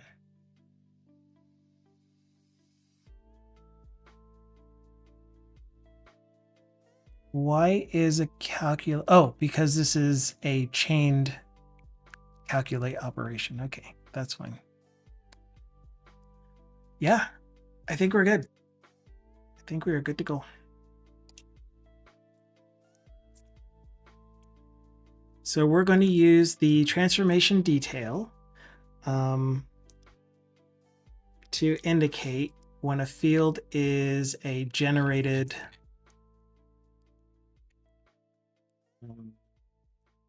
rule.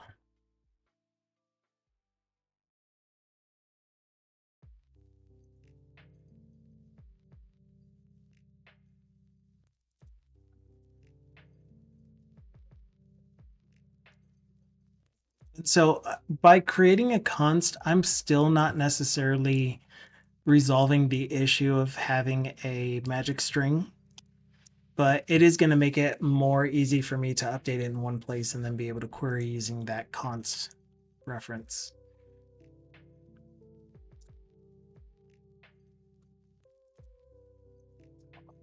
Okay, so the next thing that I'm going to do is create my own private server, and you can all join.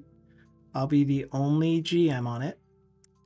What is he even talking about? Map transform. You're going to be read-only.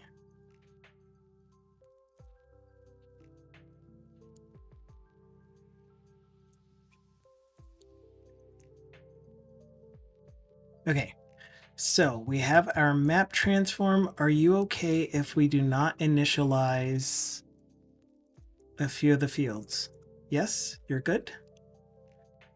Okay. So we have our private read-only map transform that belongs with all of these other field mapping things. What are you? field descriptors. So you belong here.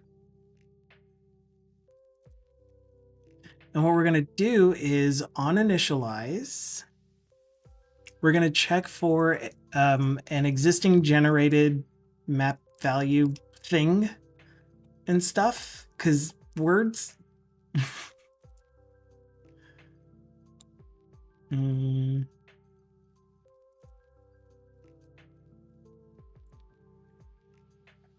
Map info, do all of this stuff, blah, blah, blah, yada. By the time we get down here, we will have a lot reference field transform. And in that lot reference field transform, we should be able to find the map transformation. So in our lot reference field transform, we are looking at the value transformations. Yeah, so var gen map transform.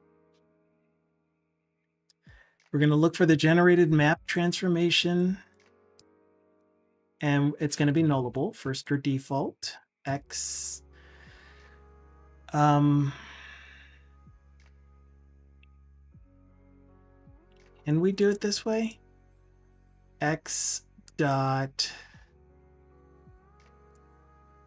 or x is, no, of type map transformation. Okay, yeah, this is what we're going to do.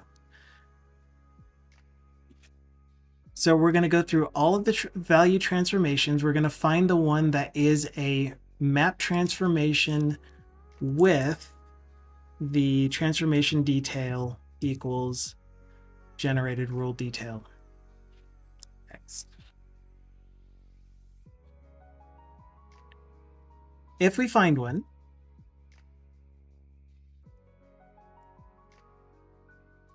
is not null, then we're going to store it in our local version.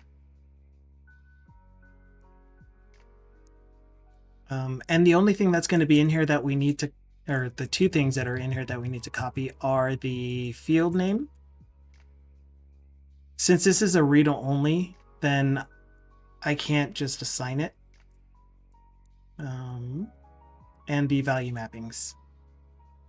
Then we're going to remove that transformation from our local copy of the transforms. That way, the lookup will still be able to be performed correctly.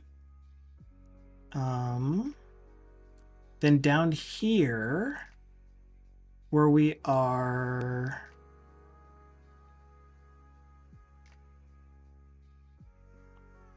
getting the lookups,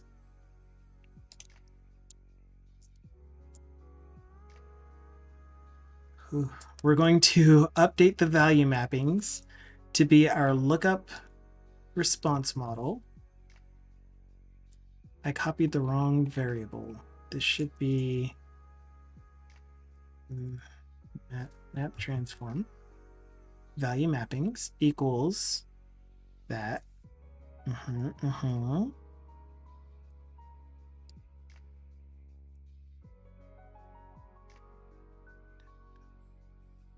We're going to do the same thing in handle reserve lot clicked.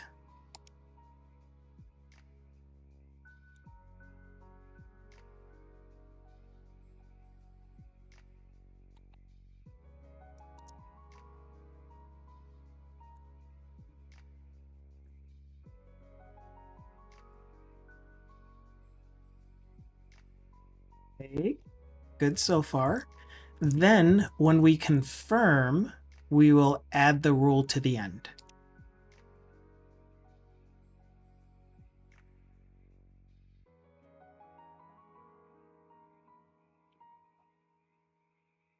And we'll do that simply by adding it to lot transform.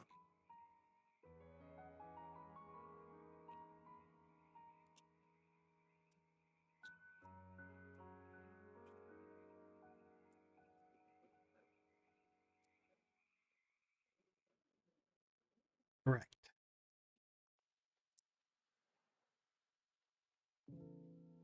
But only on confirm.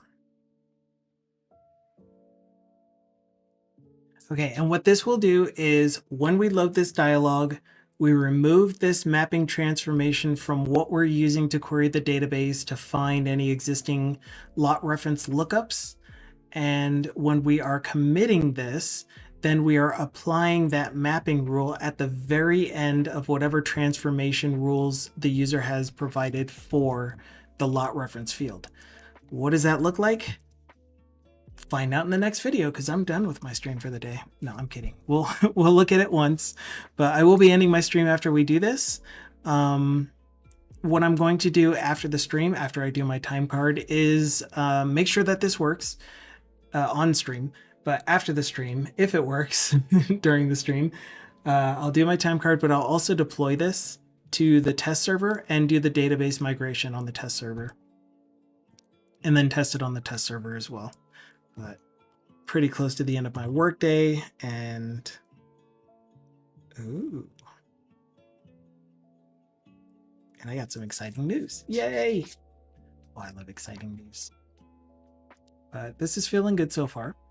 So we're going to load one of the files that already has an existing lot. We're going to show the configurator. We're going to set it up. For analysis batch, we get AAA back. This should have given us an updated mapping. If I hit cancel and we preview, there should be nothing in here still. But once I confirm this, analysis batch, save, and apply those mappings, then we get our lot mappings. Oh my goodness, yes. That's awesome. And I forgot about this lab field, so I can't deploy this yet until I get the lab field thing figured out. But that did exactly what I wanted it to. Now let's go back into our mapping, and it's still giving us the correct mappings back.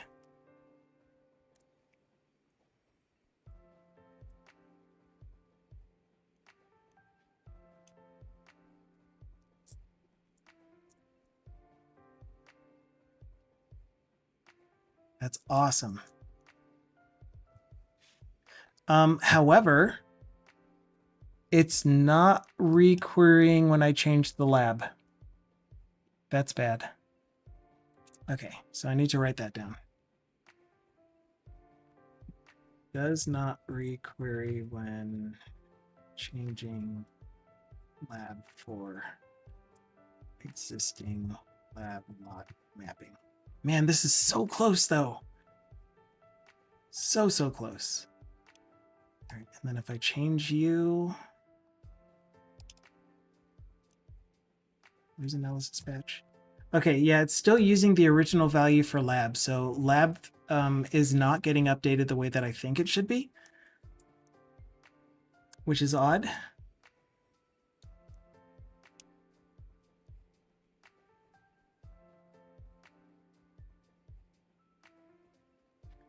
So lab isn't getting updated when loading the lot reference field configurator after it has been configured. And this is probably another one of those cases where the lab is actually null or white space. And so the thing that it's sending to the server is a blank lab. Oops, that's not what I meant to do. I meant to go to the network tab.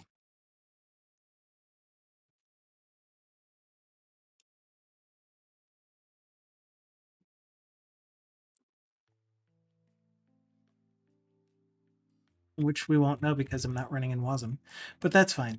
Point is that that's pretty cool. We got really close. I'm going to save my work, commit, finish it up in the morning tomorrow. Super duper close. Duper super close. Updated logic for populating lot. Okay, I'm going to finish it up over on that computer over there. So I'm going to go ahead and push.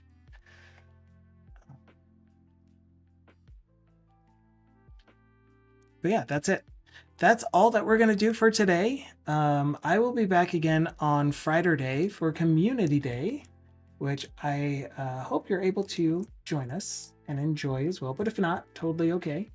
No requirements. But Community Day on this channel is a day where I open up Discord. I open up our regular chat for you guys to come up with whatever topics you want to talk about.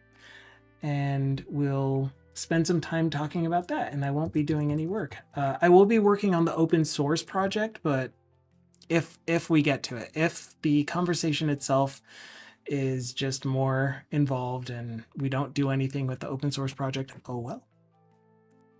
Because it's all about hearing what you're doing, hearing what you want to talk about. Again, typically content related to the stream. So yeah.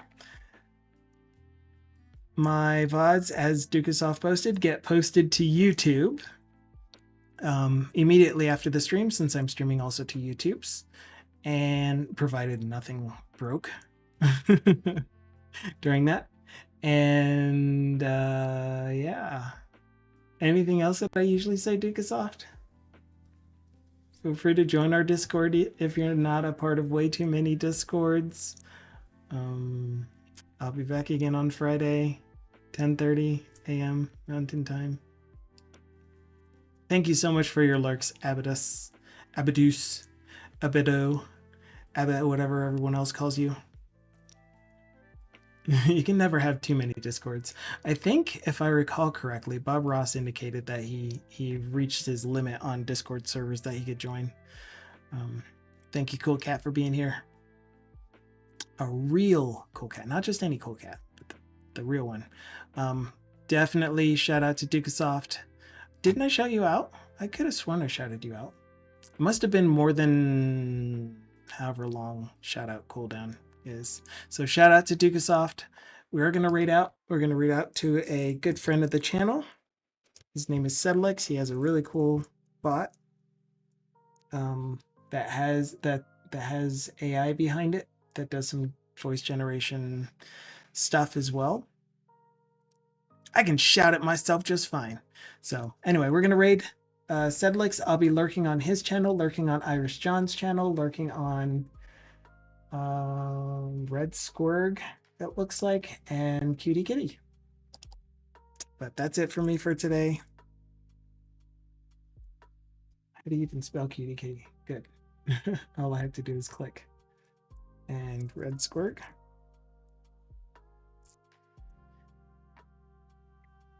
All right. I wish you all the best, most wonderful rest of your day. May it go amazingly. May tomorrow bring you all the best.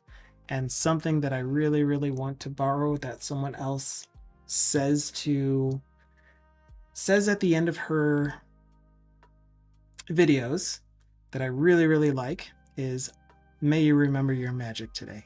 And I truly mean that. All right. Ciao for now. Enjoy.